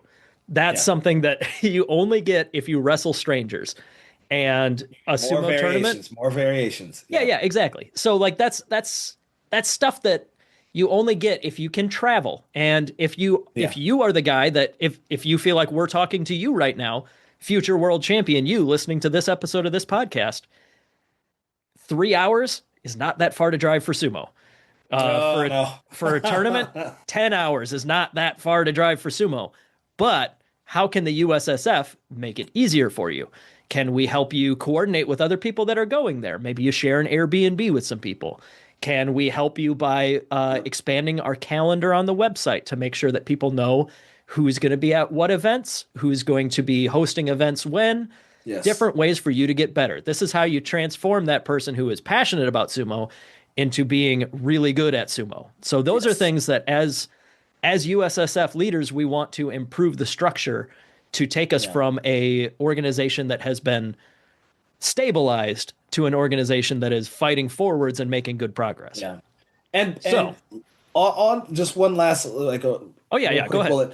Some A lot of us kind of OG guys, but also, and also I give credit to Corey as well. Not only so the first step is getting your reps in and getting you exposed to tournament, like a tournament state of mind. But also to make a world champion, you need to fight other world Sure. fighters. So it's been an obsession of a handful of us in learning how to bring internationals to national tournaments. I will tell you all now, it is really hard. It is because of a lot of every country has their political thing or whatever. It's not just, oh, I just reach out to them and they get a flight. You are talking to embassies. Yeah. I am fight You're signing whatever it's called where you like vouch for people to come to the country. It's a lot of work, but a lot of us who, and shout out to, like JJ, and also and Corey, who understand the importance, who have come from the US Open generation, when that was the only exposure to international fighters. Those who have been to Worlds, who come from that US Open heyday generation, understand what it is, and what that does. Because sure, being a badass big fish in a small pond is one thing. I remember my first Worlds in 2018 in Taiwan, where I was like, oh shit, this is the big boy pool. Hmm. I thought it was hot shit, and then I saw real hot shit. Yeah. You were a And small fish, or you were a big fish moving from your small pond to a gigantic pond. Yeah. Yeah. So that is that's one thing that you guys are taking it are basically you're having a privilege and advantage of, is a lot of hard work in it's not just like, oh, I think it's cool to have an international sumo wrestler. That's not the long game. That's not Yep. what we're actually doing it for. We're doing it so that you It's get part of it for exposure. sure. It's But part of it. That's yeah, awesome when, like an ex Komusubi or we Ozeki or are, whatever. most of us are sumo fans as well. So like it Yeah, is yeah, hard we not get to to nerd out. fangirl about learning. Like Gagamaru personally teaching me how to do something at sumo is Yeah, really cool. it's awesome. But But it's for it's for American sumo as a whole in getting exposed and normalizing fighting people on that yeah, level, because that is going to make us a champion. If you go there and are mentally intimidated by the big fish and you don't consider yourself, then you start feeling like you're not a big fish as yeah, well. You've defeated yourself before you walked on the dohyo. yeah. So So sorry. tangent. But no, no, no. That's That perfect. was an That's perfect. important That point. again, like I mentioned before, the fact that you can easily get lost in your passion about what we need to So, do, and yes, sorry. that's what we want. That's what we want. This I is true. want you to be a vice president so you can keep that going. Don't apologize for your tangents. If I didn't want tangents, I would have done this podcast alone. Yeah, fair. Third bullet point under how to make a world champion is a lie because it's actually a transition to a higher level bullet point because you find one, you train one, or you raise one. That's how you Yes. get, that's another way to get a world champion. So now we're going to start talking about youth. So, Yes. yeah, I'm going to call a quick audible here. Let's move the organization and communication stuff after this because youth is definitely more important to talk It's about. so Let's get into important. that next. So, give me your overview of like do we what couple things should we look at changing from how we currently look at youth sumo wrestling Yep. to how we should look at youth sumo wrestling if we want to create future world champions. Okay. So, and I'll try to concise it without getting too excited. That's why I'm trying to calm myself down Immediately and after I tell you it's fine to be passionate because that's why I like you in this context here, you no, don't rein it in. okay, okay. So, in its current state, in our evolutionary state, we were just happy to get one or two. Like, if one or two showed up, oh my God, because a lot of us, again, get most came in well into their it just in their 30s and in a in a fully formed state. And so awesome. And thank goodness. And I do want to give a shout out to those who have paved the way that like, guys like Gabe and guys like Ben, and who have, and Kai and a couple of other youth. Mhm. I could go down the list, but they, who have stuck it out and who have really who have grown up in this community. Yeah. Ben has legit grown up in this community, and he's it's such a rare thing. But but that being said, and Ben, I cannot wait to see what Ben does as an adult. Like it's insane because he has had years of exposure of high level adults, and he's been to World, so he knows what these kids look like. He's getting that kind of exposure. If you pick any sport, name and let's if since we're in America, all of you guys can relate to the peewee to youth to junior to pro to high school, college, and pro pipeline of for you Northerners hockey. For us, It's not winter all the time up here. I'm It's trying to just make winter it really hard right now. making it relatable to you. Oh, now that he's talking about hockey instead of just Ah, football. got Okay, it, I got get it it. now. I mean, and but also baseball. Name one. I don't care even Yeah, yeah. swimming. It doesn't matter. Or pick if you're a musician. Michael Having Phelps didn't get in a pool at 35 years old. That's not where he exactly. started. There's entire systems set up that bleed through. Sure, you get a bunch of kids, and through that whittles down solid diamonds that Yep. come out of giant lumps of coal. Just And just like recruiting adults, there's certainly not everybody who tries it is going to stick with it, yeah, but you got to get more but people to try it to find those people that will. and it's so much more important for youth because I mean think about how you learn language as an adult and how a child learns languages. Mm, There are you can tell wrestlers who have been wrestling their entire life. When I fight guys from like Ukraine, Russia, and stuff like that, who have been fighting their entire life, and when they learned it as kids, there are tiny nuances that have to be embedded as a youth to become insane muscle memories. There are great athletes, and then there's these ones that are a step above because it's ingrained in their muscle memory. yeah, And some of those things cannot be taught at a full developed brain adult. right. It's unfortunate, but again, this is the reason why it happens this way. These pipelines to create NBA, NFL, NHL level champions. Oh, thanks for including hockey again. I did. I tried. But and so anyways, that is why this is so crucial. And and these youth need to have their championship as well. And so before they become juniors and can actually fight at a world level, there is a thing, and I hope all of you know, and it's called the Hakuho Cup. And now they also have the women's version of the Hakuho Cup as well that has been extended as of last year, I want to say. Couldn't tell you, but yeah, it is expanding, and it is something that is historically Yeah. under rep or I don't know how I want to say it. We as the USSF have not been as involved as we should be.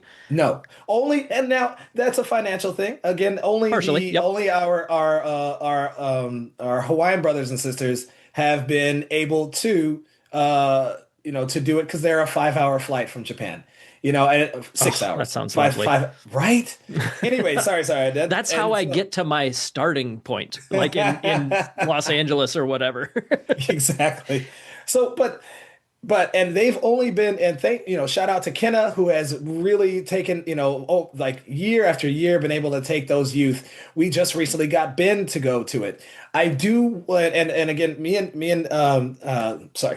and Jake have been like really passionate in treating that for kids under 12, treating that as their pinnacle, and how, financially, how do we get like more than just Hawaiians, but actual a large group of mainlanders to the Hakuho Cup, and treating that as their worlds, as their, and so they're getting exposed to all these other nations. And again, the Hakuho Cup is not just a bunch of Japanese kids. Like it's every nation goes to the Hakuho Cup, and so getting preteens to nationals, I'm sorry, to their worlds, which is Hakuho Cup, I think is a real it's a selling point for all of you guys in your own individual club. Being able to, when you see youth, you can't just be like, wow, you get to just come to practice and try sumo, and Yeah. maybe there'll be one or two kids at your thing. Wait till You you're can, 13, then you can compete at nationals or yeah, something. Yeah.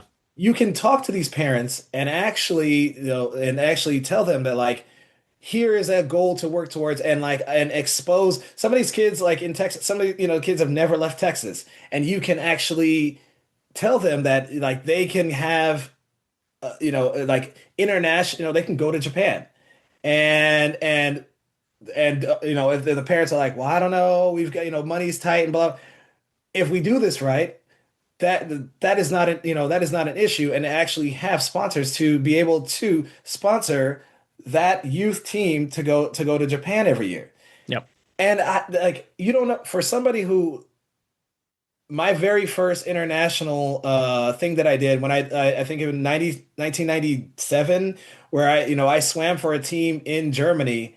It changed that changed my life. Like, and it opened my brain beyond America to Yeah.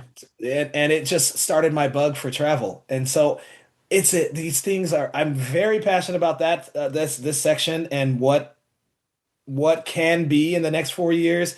And the fact that, like, there's people like Jake and everybody talks about it, but like, there's actionable bullet points to get to it within Yeah. 4 years. It's a game changer. I And think and Yeah, sorry. I think that we need to look at where we've had wrestlers. We have successful youth wrestlers. We have, like we mentioned, Gabe from Tennessee.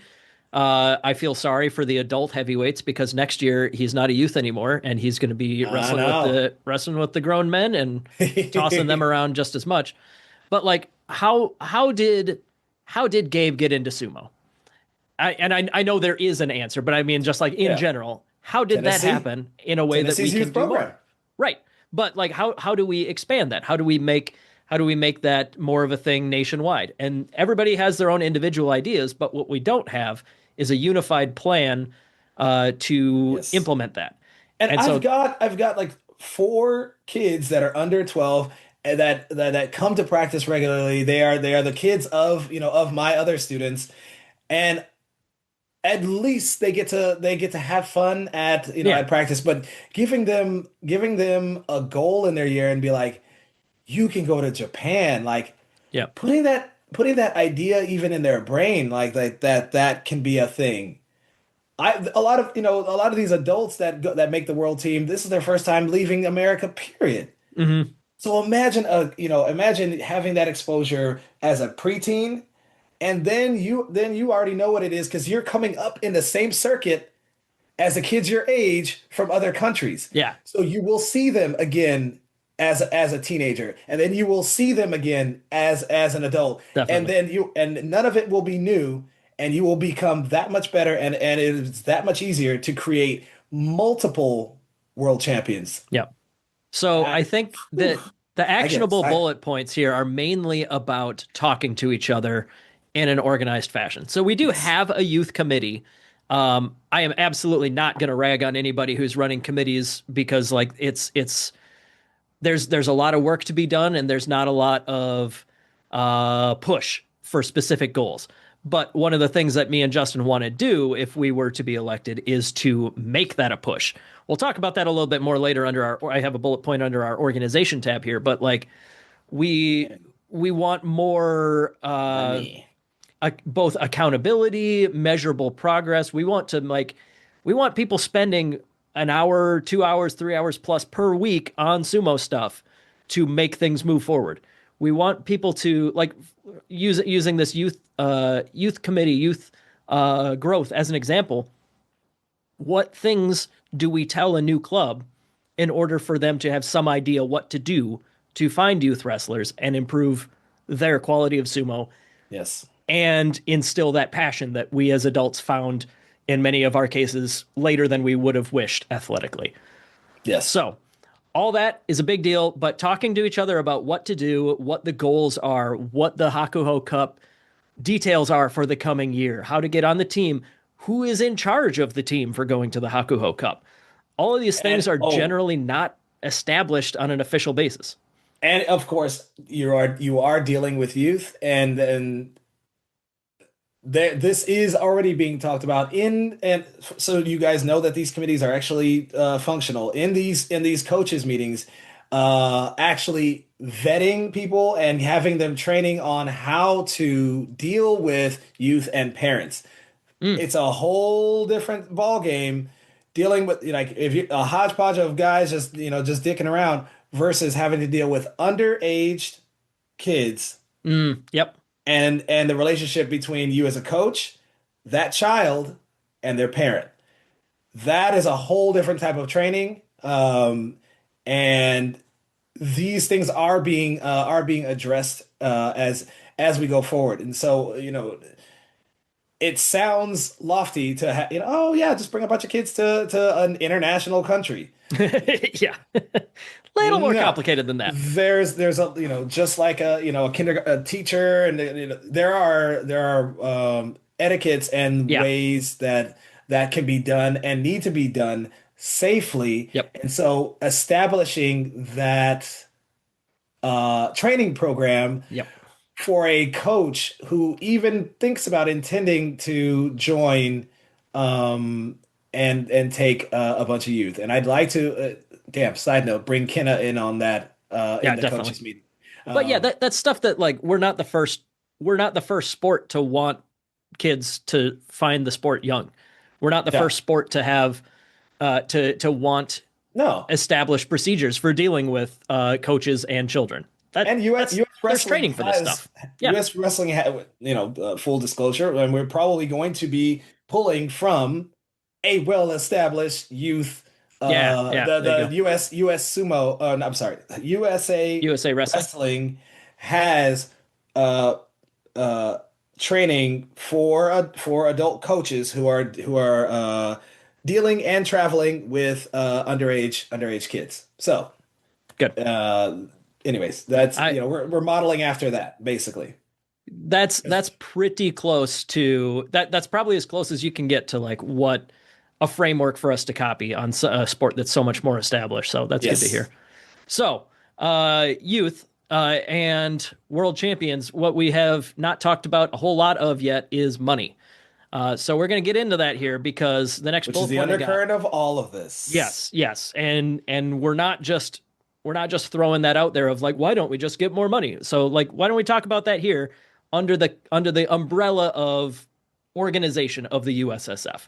Got Because it. there's a few major things that can be improved about the way that we run the USSF. Probably the most urgent and important one is we get $25 a year from memberships per person. And that's kind of it. Yeah. So like the So for those USSF that don't doesn't have a know, huge income. yeah, the bulk of our income comes from two things, guys. As it stands, as it is Current right state. now, Yep. current in its current state. Let me backtrack. The USSF is a 501c. It is a business like I don't know what is the YMCA. I think the YMCA a lot of these huge organizations that run large any nonprofit is a 501c. Mm-hmm. That is how you should think about the USSF. Okay, pin that. So we only get our money in two ways, guys. There's only two ways. One, your annual membership, which is coming up, and please do not be late. Go January ahead, in buy it right now. January. Buy it Right right now. now. You can buy it. You can buy it in December, whatever, but buy it as soon as you can for And it's 2026. good for the calendar year. Do Yep. not be late. And thank God lately been a lot better about announcing these things. So I can that talk is about a little bit more about that later when we talk about how the election will work. But continue yeah, anyways. Memberships. money number one. Just your $25 membership, guys, and it's also very cheap when you compare to other annual fees for like judo and all like fencing and all these other things. Number two, the only other way that we bring money in is at nationals. You paying that, and that's why it's also one of the more expensive tournaments that you do. The rest of us, dude, I charge $25 for you guys to entry into the Consulates Cup. That is insane, and everybody tells me I'm insane, but also I get that we all have to pay to get there. That's just to make sure that Justin can keep a roof on his head. Yes. That's not to make Justin rich. To compare, when I do tournaments like the BJJ World or this and that, you're paying over $100. Yeah, yeah. Oh, easily almost $200. It's pretty freaking expensive. It's like $200. Anyways, Sumo is cheap, in part because it's so hard for us to get everywhere because we're so yeah, spread out. We kind of yeah, have to be cheap. But like, but yeah, these are things that a lot of other places will get more income from. you'll get And a if lot. to head off the argument of somebody saying we sell merch on our website, not very much. Yeah. That's So like think beer money. in percentage, if you look at it as a pie, you've got the the bulk of annual income. I want to say together with those two things, probably 80 to 85, I think it's 85, probably more than that. or probably 90%. And then like a sliver, 10% of, ooh, we sell a little bit of merch. That's it, guys. Yeah. And so you're wondering why, for those who've been on the world team, you're wondering why now. And to disclose to some of you guys, because a lot of you haven't been on the world team, uh, you know what it cost. Like you can Google right now what it costs to go to pick a country, and you'll find an average of about 1,000. Yeah. Yeah, That's yeah. a Go. You can go as specific as you like, but Pick how a much did it country. cost for how much out of pocket for you to go to Bangkok this year? 11. Well, I did a Bangkok and then Bangkok to Tokyo and then Tokyo back home. So I spent a little time in Tokyo. But if I did, let's say I just went to Bangkok and back to Austin, I think that flight was, it was a decent deal, 800. Sure. And then But, a handful of nights in a hotel. oh yeah, yeah, Like yeah. this is our world team is out like a couple grand just to go to Worlds. And this is And how much do they get as a stipend? that's Most the of you don't thing. know. At I best, don't on a know good if we're year. I don't know if we're supposed to talk about that too much, but Oh, like as okay. part of being part of those board meetings, I'm aware of those discussions. I'm not Let's somebody say that's it's involved in talking about it, but let's say it's a third of your yeah, expenses. it's a stipend is the term that we use it because Yes, yes, yes. it's basically just reimbursing you. Here's what we can help with. Sorry, Yeah. but what we would And like your to do, uniforms. and the Yay. uniforms. That's true. Yeah. But the reason that we get into that so much though is because that is a major stopper to sending our best sometimes. I think the last couple of years it's been pretty good, but sometimes people have to back out because they can't afford No. it.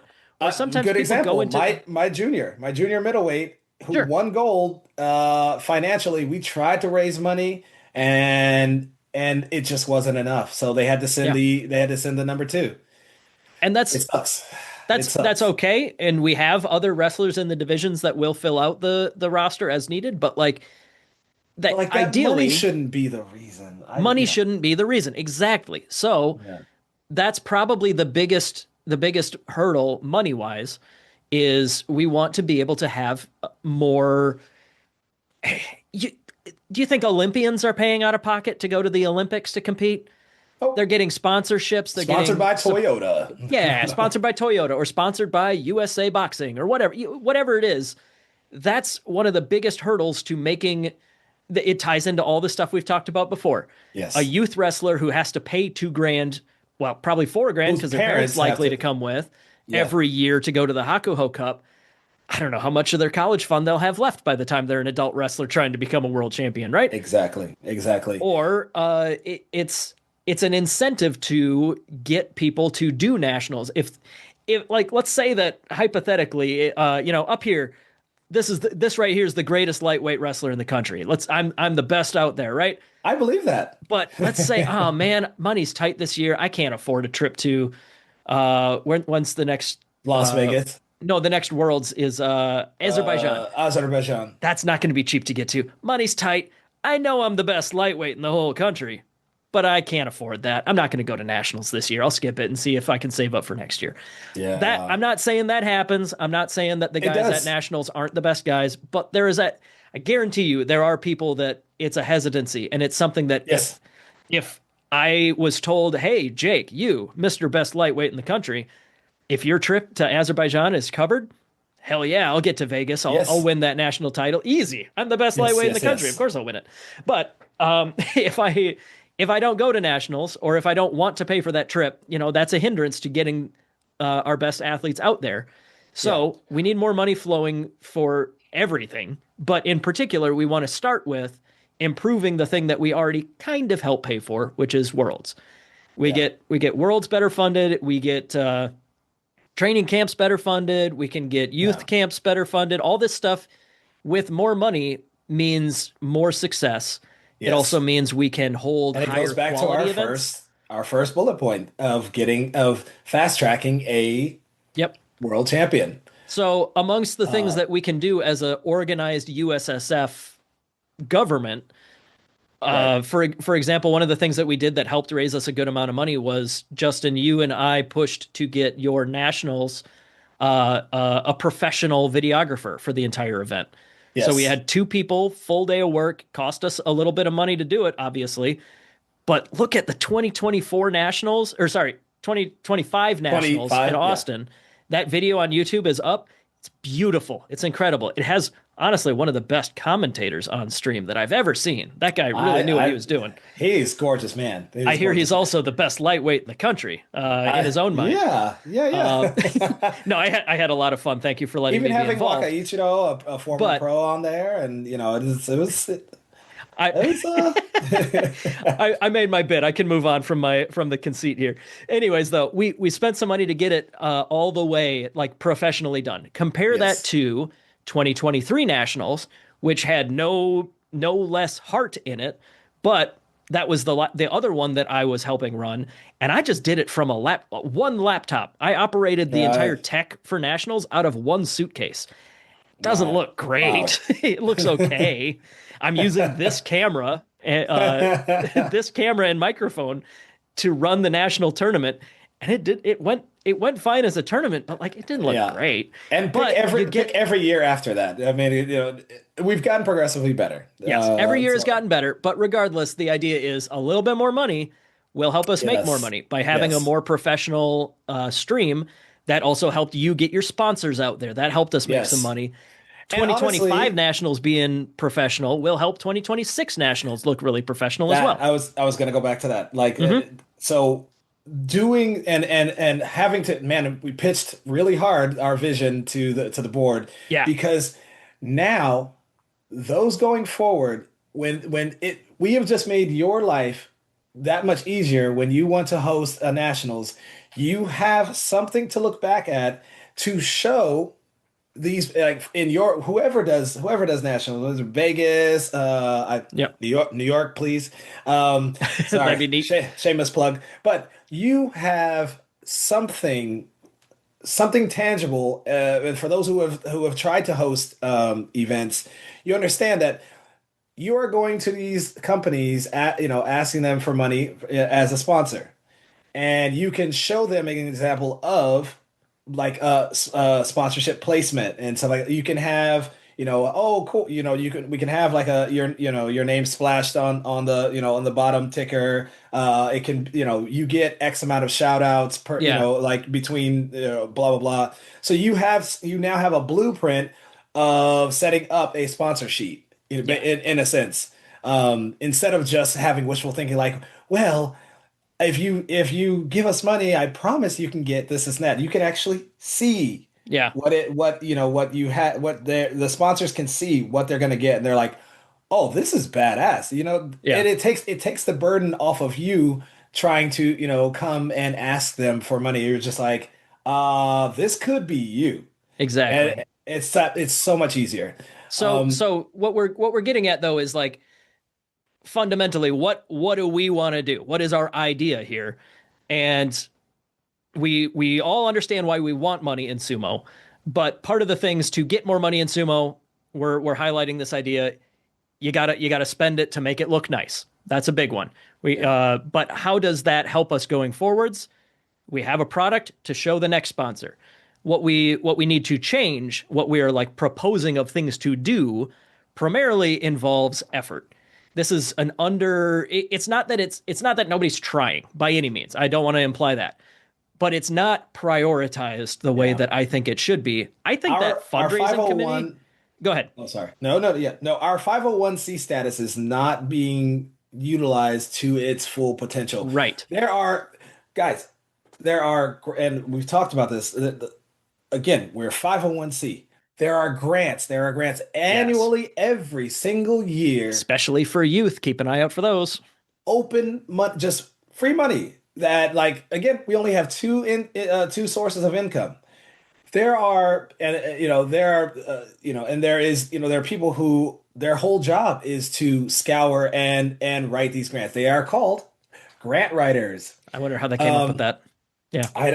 and people say, well, oh, well, are we going to have to pay them? No, there are grant writers who do it, and they take, let's say they found us, 40 to $50,000, Sure. and they take a commission off. They take a commission off of that. So And that's still more money than than we we make have in ever two had. years. Yeah. Mind you, let's to kind of put this into context, $40,000 to some of these larger companies is nothing. Yeah. But And it's the it's world to us. everything. Yeah. 40,000 would get a team of, there's every year, if everybody won gold, there's 20. 18 athletes and two coaches. So that would $40,000 would fully pay for anywhere in the world round trip ticket, and the $500 that it is It for would the, effectively fund the world team for yes, the price of what Toyota loses in the couch every day. So yes, like this but how do we get there involves a lot more nuance of what actions do we take, and those actions that we are grant proposing. writers. Yeah, well, when I said that our proposal is effort, I guess what I mean is why doesn't every USSF meeting start with, okay, who have we reached out to for fundraising? What answers did we get back from last month's reach out? what is our fundraising committee done this month? Actionable, quantifiable actions. What have we done? Yes. Where's the input from clubs? Like, because clubs want their own money too.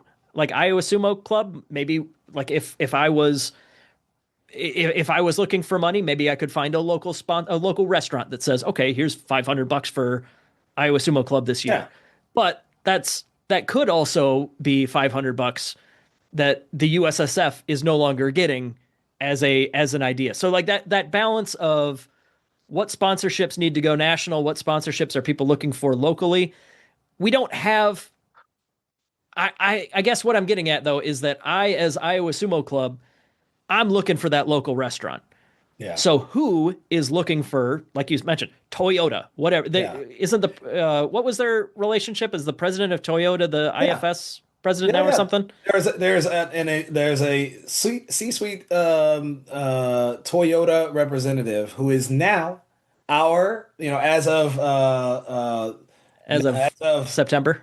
yeah, in Thailand when I went to the officials meeting, Hmm. yes, that has been passed on, and so our new IFS president for 2026, and I think the website should change pretty soon. Yeah, yeah. Regardless, though, that's why we're bringing up Toyota. Is what I mean. Yeah, We're bringing and up Toyota all as of somebody these. that like, yeah, they Iowa Sumo Club is not reaching out to Toyota, No. but And they wouldn't honestly these bigger like when you look at the grants because I was trying to find grants for my local club. yeah, It's not they'll only do grants for the like the law the what do you call it, the federation yeah, of a yeah, the thing governing at body or large, the whatever. governing Yeah, body at large, and you have to be a 501c and we are not yet. But but there isn't somebody there. There's so much more. I want to get a couple $100 from the local Japanese restaurant. That's happening. Some clubs are doing right. well. Some clubs, like Iowa, doesn't have enough time to do that all the time. Whatever. That's not a big deal. But that's not what's going to change the world for the USSF.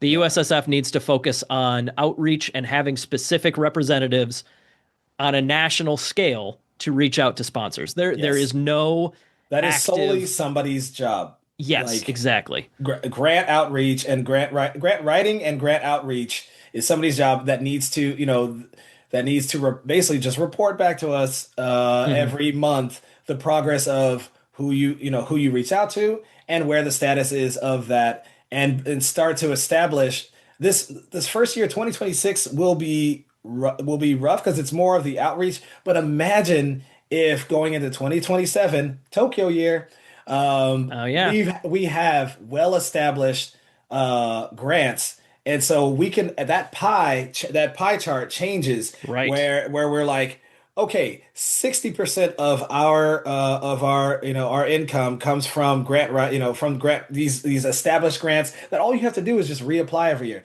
They already know us, and like once you get them in the rough year of 2026, 2027 is just reapplying for the grant. And then we can start to stabilize and say, okay, every year we bring in from grants, Oh, $75,000. I appreciate these pie in the sky numbers because they are completely No, like turning the entire world upside down for the no, USSF. but they're not. But I that's mean, what it could we think be. it's huge. Those Exactly. are not big numbers for businesses. Right, Those are exactly. not big numbers. If you do it, little one grant is a $10,000 grant. One grant is a $5,000 grant. Little one. One grant is the big That's a our national big cash tournament right cow. there. Yeah, That guys. 5 grand, that funds nationals. So like yeah, what all in all, we need a focus, we need a heavy national push for sponsorships. I guess that's how I would sum it up because like all Yes. this stuff needs money. And sumo's super cool. I don't know if we've mentioned that yet. Sumo is rad. Like it's not a hard sell. Like my office here that I podcast from covered in sumo stuff. Literally anybody, like a neighbor, a contractor, whatever, somebody walks in this room, they're not leaving for 15 minutes because they're like, "Oh my god, sumo wrestling? Is that like a thing?" I'm like a little skinny guy. Like what do I have to do with sumo wrestling? But like the guy that cleaned my carpets a couple years ago, like he stayed and chatted about sumo wrestling for half an hour. Yeah. Sumo is cool. Get it in front of Yes. people and get them talking, get them interested. that applies to all of this stuff. Recruiting at a demo, getting a sponsorship, all of this stuff. Sumo's cool. Use that. It's not So, a hard sell. It's so not curling. curling might have a little bit. I mean, they're a fucking Which, Olympic sport. I'm not knocking you guys, but yeah, but which that's sport's more likely to get featured on like the Red Bull TikTok? Sumo wrestling or curling, right? exactly. So yes, under that is the elephant in the room when it comes to how do you improve the organization or the how does the USSF run? Like that is the big one. Where's the money? How do like because everything to some level, almost everything that we can improve does have some financial component. Not Yes. everything. There are certain things that we can, of course, do for free because we have so many people that are passionate and willing to put in time. But a Yes. lot of it's money, and that's always going to be the headline. So, having Yeah. spent a bunch of time on that, let's talk about some free stuff that we can do. One of the things that I think would be a huge change from where we're at to where I would like it to be is those committees are not super formalized. I don't want, again, I'm not knocking anybody, but I Oh, think that more it's in the measurable, primordial accountable stage. progress is kind of where those committees need to go. Because those committees, like I mentioned, they don't vote on anything. They don't necessarily implement policy, but they advise on stuff. They're the ones who Yeah. do the research into a topic to give to the executives to decide what to do with it, and then the Yep. board to approve it or not. And just like a grant, just like this new arm that we'd like, this grant writing arm Mm-hmm. of things, it's it's just their it's their job to report monthly back to their Yes, what exactly. their progress. Number one, like like just give us a quick update of their status. They can write it out. They don't have to give a whole speech in our meetings or whatever, but they can write out a progress report and then also have a section for just for what they like to what they would like to adjust or or do add Yeah. on to in the future. Easy. Yep. And And that and can be a quick committees 5 minutes. committees have no requirement for agendas, deadlines, whatever. It's all self-imposed on what the executive branch wants out of the committees. Yeah. So, if I was in charge of the executive branch, what I would want out of those committees, monthly reports, public, the fundraising committee we tossed out as an example. Who did you reach out to this last month? What responses did you get? What was your pitch? All right, now next month, who are you going to reach out to? What is your pitch? What are we planning? What do we have in the chamber if they say yes? Things like that. I want committees to be as active and caffeinated as the rest of everything else here. Like that's one of the things that I'm going to use that word probably a couple more times here when I talk about how the Caffeinated. organization currently operates, but like get a little bit more hitch in that giddy up when it comes to scheduling our meetings, executing our meetings, communicating with our membership. These are Mhm. things that this isn't, and again, not a knock on anybody who's doing this stuff now. Our culture of the USSF has not fully grown with our population. So in the past, when there's 50 members of the entire USSF, board meetings are when we hang out. We hang out, we Right. chat, we catch up, Yeah. we say, hey, what if we did this? And then chat for 20 minutes about it and then maybe make a vote on a motion or not, but whatever. I think with the amount of people that we have going on, that should be done before the meeting. The meeting should be what stuff can't be done in an email or a phone call. Yeah. That email, that phone call, get it done.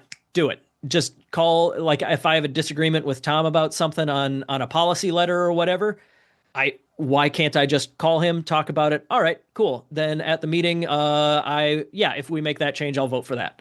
Something along those lines. That should be how that gets moved along. And I think that when we have meetings, they're not always regular. I would prefer, for example, let's say every first Monday of the month at 7 p.m. Central for 2 hours. If you are on the board, this is what we've committed to. Every month, first Monday, whatever. It doesn't matter what day. I'm just throwing it out there. We have something regular. That would be a good way to do it because it would help the people attending the meetings to do voting or to discuss things, help everybody keep it regular, keep it on topic. This Hmm. is the deadline by which you need to be up to speed on this policy that we're voting on. You got to read that policy ahead of time. If we have actual qualms that can't be handled over the phone, we'll talk about them on the meeting, vote on it, boom, move along. Let's get to the next thing for the next meeting. That's the kind of thing that I think could be greased, caffeinated, just shuffled along, because that the double-edged sword of liking each other on the board right now. We have a group of people that get along pretty well. We kind of Yeah. do want to hang out a little bit. that Yeah. that makes it hard to get all the business done that we could do. So that's something that I would want to help move along. And I think that communication amongst the leadership is important for that, and that's something that just needs to be stepped up a notch or two. Agendas are also handled. They're handled well, but they're not as public as I wish they could be, Hmm. or they're not as established. There's a lot of discussion on things that are or aren't part of agendas ahead of meetings. This is just stuff that can be organized a little bit more smoothly, I think. So when I say I want better organization with the USSF, I guess all I'm saying is we do all the stuff that we're supposed to do. I also want us to do more. And to do that, we have to condense what we're already doing to a shorter time frame. Yeah. Less committed time per item, means that we can do more items. So that's kind of what I'm getting at when I talk about better organization. I think that the having committees be accountable to report every meeting, for example, would be something that we could. Here's a tangible, set in stone idea of what we're doing. I think that It doesn't, also and it doesn't have to be huge. doesn't It have to be doesn't, huge. No, no. but Just, because, and again, some of these people might, like, oh man, I'm giving my time for, you don't want them to get, you don't want people to get exhausted. Again, these mhm. are voluntary positions. Oh yeah, But yep. just quick, a quick report. Again, and most people on the committees don't even want to be on some of these calls, and because sometimes it can be long and boring. So, Oh gosh, no. Yeah, just and usually not all that related to your committee for very long. yeah. And so literally just giving whether you do want it to be verbal, if you're like, yeah, I do want to jump on, or just sending the president or the secretary the your minute updates, a like report. a Yeah, report. Yeah, just and that's all it really takes. And yeah, then you guys get back to doing what you're passionate about. And I think that would be important and yeah, not crazy time consuming and for both sides, not time consuming for your side as being on that committee, and then for ours to where you're not just taking the floor for 20 minutes. It's yeah. so Yeah, I think everybody involved in the meeting would love to see 3 or 4 bullet points on X committee. Like my yeah, history committee. If I can, instead of like showing up to a meeting and like giving a presentation every month, what if I just wrote 3 or 4 bullet points of the things I'm working on and the things I'm yeah, planning, send that to the board. Boom, there you go. I reported for the month. yeah. If they have any thoughts, they'll reply on it. So like Eh, that's yeah, I don't want to sound too much like a broken record, but I do want to emphasize this isn't criticism of the way things are going. We have righted, like I said, we've righted the ship with having Tom as president, having this steady, trustworthy icon for all of us to work into our new era with, and yep. now we're just looking for ways that we can move from steady to world champion. How do we do that? We got to do more stuff. And doing more stuff means changing a few of our procedures. So, speaking of procedures, I want to move into the last bullet point of our overall goals here, and that is communication. So, part of Okay. that is what we've already discussed: the meetings. Have the meetings Yeah, regular. I was Make gonna sure say we kind of everybody's hit there. a little bit of it. Yeah. But how does the membership know when those meetings happen? How does the membership know what happened in those meetings? Got a couple ideas here. This is a lot of this part. I kind of wanted to save this to last because this is kind of spitballing, but we've got a couple firm ideas for what we want to do. And Justin, you and I have already talked about this one, and I think this would probably be the easiest and most interesting for a lot of folks out there. If we're doing a monthly meeting, how about me and Justin just do a monthly podcast after that meeting and talk about what happened? Right. We're doing it right now. We're just sitting here. It's Yeah. just mid-morning, just hanging around. We Yeah. we can do this anytime we want to. Boom, just talk about what happened. Here's a quick members update. That way you And kind of get a more, because even, I mean, I myself, freaking attention span of a gerbil. And oh gosh, and yeah. and sitting down, sitting in some of those meetings, my brain kind of wanders off a bit. And so if we were able to do a quick 15 minute, 15 minute to 30 minute podcast that Summary, puts yeah. or summary, sorry, that puts it in layman's terms of like, all right, this is what's been going on. It's just your quick update of what's been going on in the for this month in the meetings.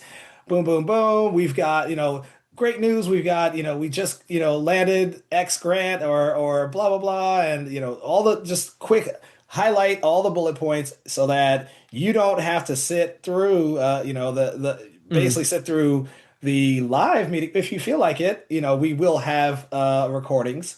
Right. So that's if you want to see the whole thing, or if you're just like, all right, well, let me just get a, let me see what's an update. It's like the Let's grand, listen to Justin summarize it. He's pretty yeah. funny. I can It's put up like with that Jake guy if Justin's there hanging out with him for a few minutes. like watching Grand Sumo, but the highlights from NHK. You Yeah. don't need the whole thing. I mean, we love But the if whole you want thing. it, you could get it. And that's another thing that isn't currently happening. And it's not Yeah, it's I don't think it's a technology issue. I think it's more of just a um I don't know. There isn't a procedure for setting up meetings for the general membership to attend. We don't yeah, necessarily want it to be the case that all meetings are like the national meeting where members can chime in, can vote on things like that, whatever. That's specifically the national meeting is where we, like Justin, if all goes well, Justin will be elected by a show of hands at the national meeting. right. But we don't need to do that when it comes to who's making the pants for this world team. That's something for the That's board always to me. discuss. It's well, you usually end up shouldering it anyways, but But anyways, but yeah, but a good but like that's example. not a thing that the general membership needs to chime in on a second by second basis on. That's something for the board to do and for the membership to observe, whether that's live or immediately after in a recording or whatever. That's what we would want to improve is maybe we do meetings on Discord, Zoom, YouTube, different ways that we can have a video conference that other people can join but not participate, Yeah, because that's the general gist of how board meetings are supposed to go. One thing that I would love to add is maybe quarterly, maybe at least a couple times a year, have a meeting where people can chime in. Have it be yeah, like a more of a town hall. That's something that would make sense. That's something that as our organization grows larger, that's the kind of thing that we should probably have rather than like let's say that if you and I were in leadership right now and somebody needs to talk to the president, they'll probably just text us, yeah, like that. yeah. As opposed to if we were 10 times the size we are now, then it would make more sense for that kind of stuff to be held off until a town hall meeting with the this leader and that leader and that leader or whatever. So that's stuff that we want to start implementing before we have to. Yeah, Because if, like I said, 10 times, if we were 10 times the membership we are right now, a lot of the stuff we do, the way that we do it, won't work. So, with yeah. the speed that we've been growing the last couple of years, It's I gonna I get, think we can. I think it's probably prudent to assume that sooner or later we will have 10 times the membership we do. So let's try and plan for that before we get there. yeah. Um, All I right. I think I kind of hit everything there. So last topic I wanted to cover is how does this election work? How do you? Let's say that you've stuck with us for this long somehow, and God bless you. But how do you? Where How are we do at? Oh, you yeah, cast about an your hour. vote? What's that? Oh no, looking at the time. Just up. Go Oh ahead. yeah, we do Continue. have a Yeah. hard out, but I think we got a little cushion still, right? Yeah, yeah, yeah, go ahead. Yeah, yeah. So how do you cast your vote in particular for Justin, who is clearly the face of this ticket. No, that's not the face you want. Yeah, I wanted to make the same joke, but I kind of just alley-ooped it to you. Anyways, the time frame for this election. This election, the new leadership will be seated at nationals in 2026. That Yes. is March 28th in Las Vegas. More details will be coming through all of the USSF channels soon, but Honu Sumo, the aforementioned JJ Jones, will be in charge of running nationals in 2026. The day before the national tournament, that's the national meeting. That's the one that I said that anybody can show up to and chime in as long as you're a member. And that generally happens like in the afternoon of the day before. Again, more details coming soon. But before that meeting, I will have to have my election as the president slash one of the trustees Yes. will probably be done by mail-in ballot. That's how trustees have always been elected in the past. So there are 3 different elections happening this year that will be done by mail-in ballot. The rest of the positions, like Justin as VP, hopefully Kellyanne as treasurer, etc., those will be done in the meeting. All of the Yeah. trustee positions are by mail. The executive positions, except for the president, are done in person at the national meeting. So the 3 elections that are happening by mail are president, North trustee, and South trustee. I already mentioned I'm running for president. George is running for the South trustee position, George Ferris.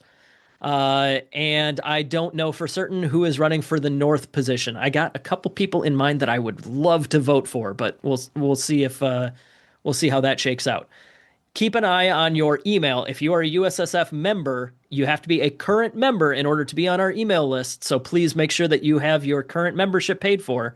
Yes. You will get an email. I don't know exactly how it's going to run. Like I mentioned, it's probably going to be by print off a form you got by email, fill it out, and mail it to the treasurer. Probably.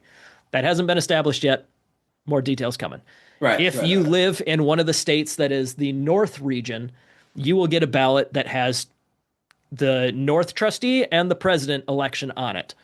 If you live in the South region, you'll get a ballot that has who do you vote for South trustee and who do you vote for president. If you live in the Central or the West region, you'll only be voting for president this year. Yeah. So those are the trustee positions. So yeah, I'll hopefully have some more updates soon on how specifically that will work. But that's the gist. When you get to the national meeting, we will seat the new trustees. Yep. Hopefully, me, George, and person X will be up there and we'll say, all right, time to elect our officers. And I will immediately say, I nominate Justin Kizzart for vice president. Yep. Hopefully, at least one other person will second that motion in the room. I hope so. We'll see. I don't know. Maybe my wife will be there. I don't know. But yeah, then we'll vote for vice president, treasurer, secretary, things like that. That will happen in the room. I would love to have a team, a ticket set up for us to run together. But as of now, it's just me and Justin for sure. Really, really hope that we can peer pressure Kellyanne into state treasurer. Maybe we can elect her to a couple positions.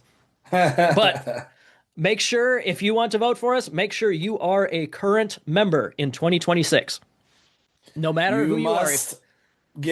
You must redo your registration, and I feel like we should probably put that in the description. Oh yeah, below. I'll put a couple links down there Yes. for the relevant spots.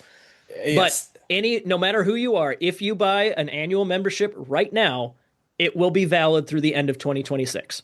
Yes. Whether you are a member right now or not, if you purchase right now, it will last until the end of 2026. Yes. And guys, nationals, to put this in perspective, nationals will be in 16 weeks. I don't like that. That's way sooner than it felt in my brain. Yep. We have for our team I've created a curriculum all for all 16 weeks. But it's just 16 weeks, guys. That's it. You should be getting on a flight. It's technically 16 weeks and 4 days, whatever. But you should be getting on a flight in 16 weeks. And oh. Yeah. Man, we should have talked about that before. I am rattled. I am rustled. it blows your mind. But Hmm. those 16 weeks go by fast as hell. You know, that's just barely what? That's two for you and I who do podcasts. That's two more bashos. Oh man. Oh. Oh, don't do that. Oh, Nelly. That's two more bashos, dude. So, Oh, but for the rest of you guys, you've got 2 months to get your membership. Just do it now. And yeah. we've said it like at least 3, 4 times on this, but just do it. And I know most of you are gonna wait till damn near January 29th at Yeah. at freaking midnight, and Yeah. I Well, hate it. there will be email updates from Tom, from our president, to the Yes. full membership, giving all of the details of like what the official process is. The official process will start with uh he'll send out an email that says, here are the details for the election. Nominations are due by X. Yeah. If you think that I'm a good option for president, feel free to nominate me. You probably I'll probably just, me and Justin, I think you and I should just nominate each other right there. But Yeah. couldn't hurt to have more than one nomination. It'd be pretty funny if we just bombarded that with a bunch of nominations for me. Yeah. I bet you I can get my Iowa Sumo Club guys to send in a bunch. That'd be hilarious. But no, I I'm think I'm just messing around. There will be a very brief nomination period, probably a week or two, where it's like, all right, if you nominate whoever you would like to vote for, and then following that, there will be another email that says, here are the nominees, and here is your ballot. yeah. Mail in this ballot by day X, I and think you then guys should vote for my crazy ass cat Tegan. I think she should. This is a coup right here. And she says, "I want to be waited till the end of the president." episode and everything. Oh man. Anyways, sorry. The cat does bring up an interesting point, though. And no, Nice this segue. was the last thing that I wanted to address. I don't think it's a big deal, but I can see how it's something that I do want to get out in front of real quick. I am technically the registrar right now, which means that I am the guy in charge of validating memberships when people purchase them. And he I does a will see. killer freaking job, guys. I did create the membership list that's on our website Yes. from scratch. I'm good at being the registrar. I'm not saying that I'm not. I'm just saying that like the guy who is in charge of memberships is also running in an election that he could potentially be involved in counting. I have already made it clear to the rest of the board. I Oh, will all do right. my job, and everything election wise, I am not touching. I don't feel comfortable being involved in running any part That's of the fair. election that I am also running in. Like I even the appearance of a conflict of Yep. interest makes me uncomfortable. So just Respect. to, if that was an issue for anybody, I'm not touching anything on the election other than making sure the membership list is up to date. The people Yeah. counting Yep. Yep. votes Yep. will refer to the membership list. If they have questions for me on if somebody's valid or not, I'll answer it. That's it. Otherwise, I That's am fair. hands off.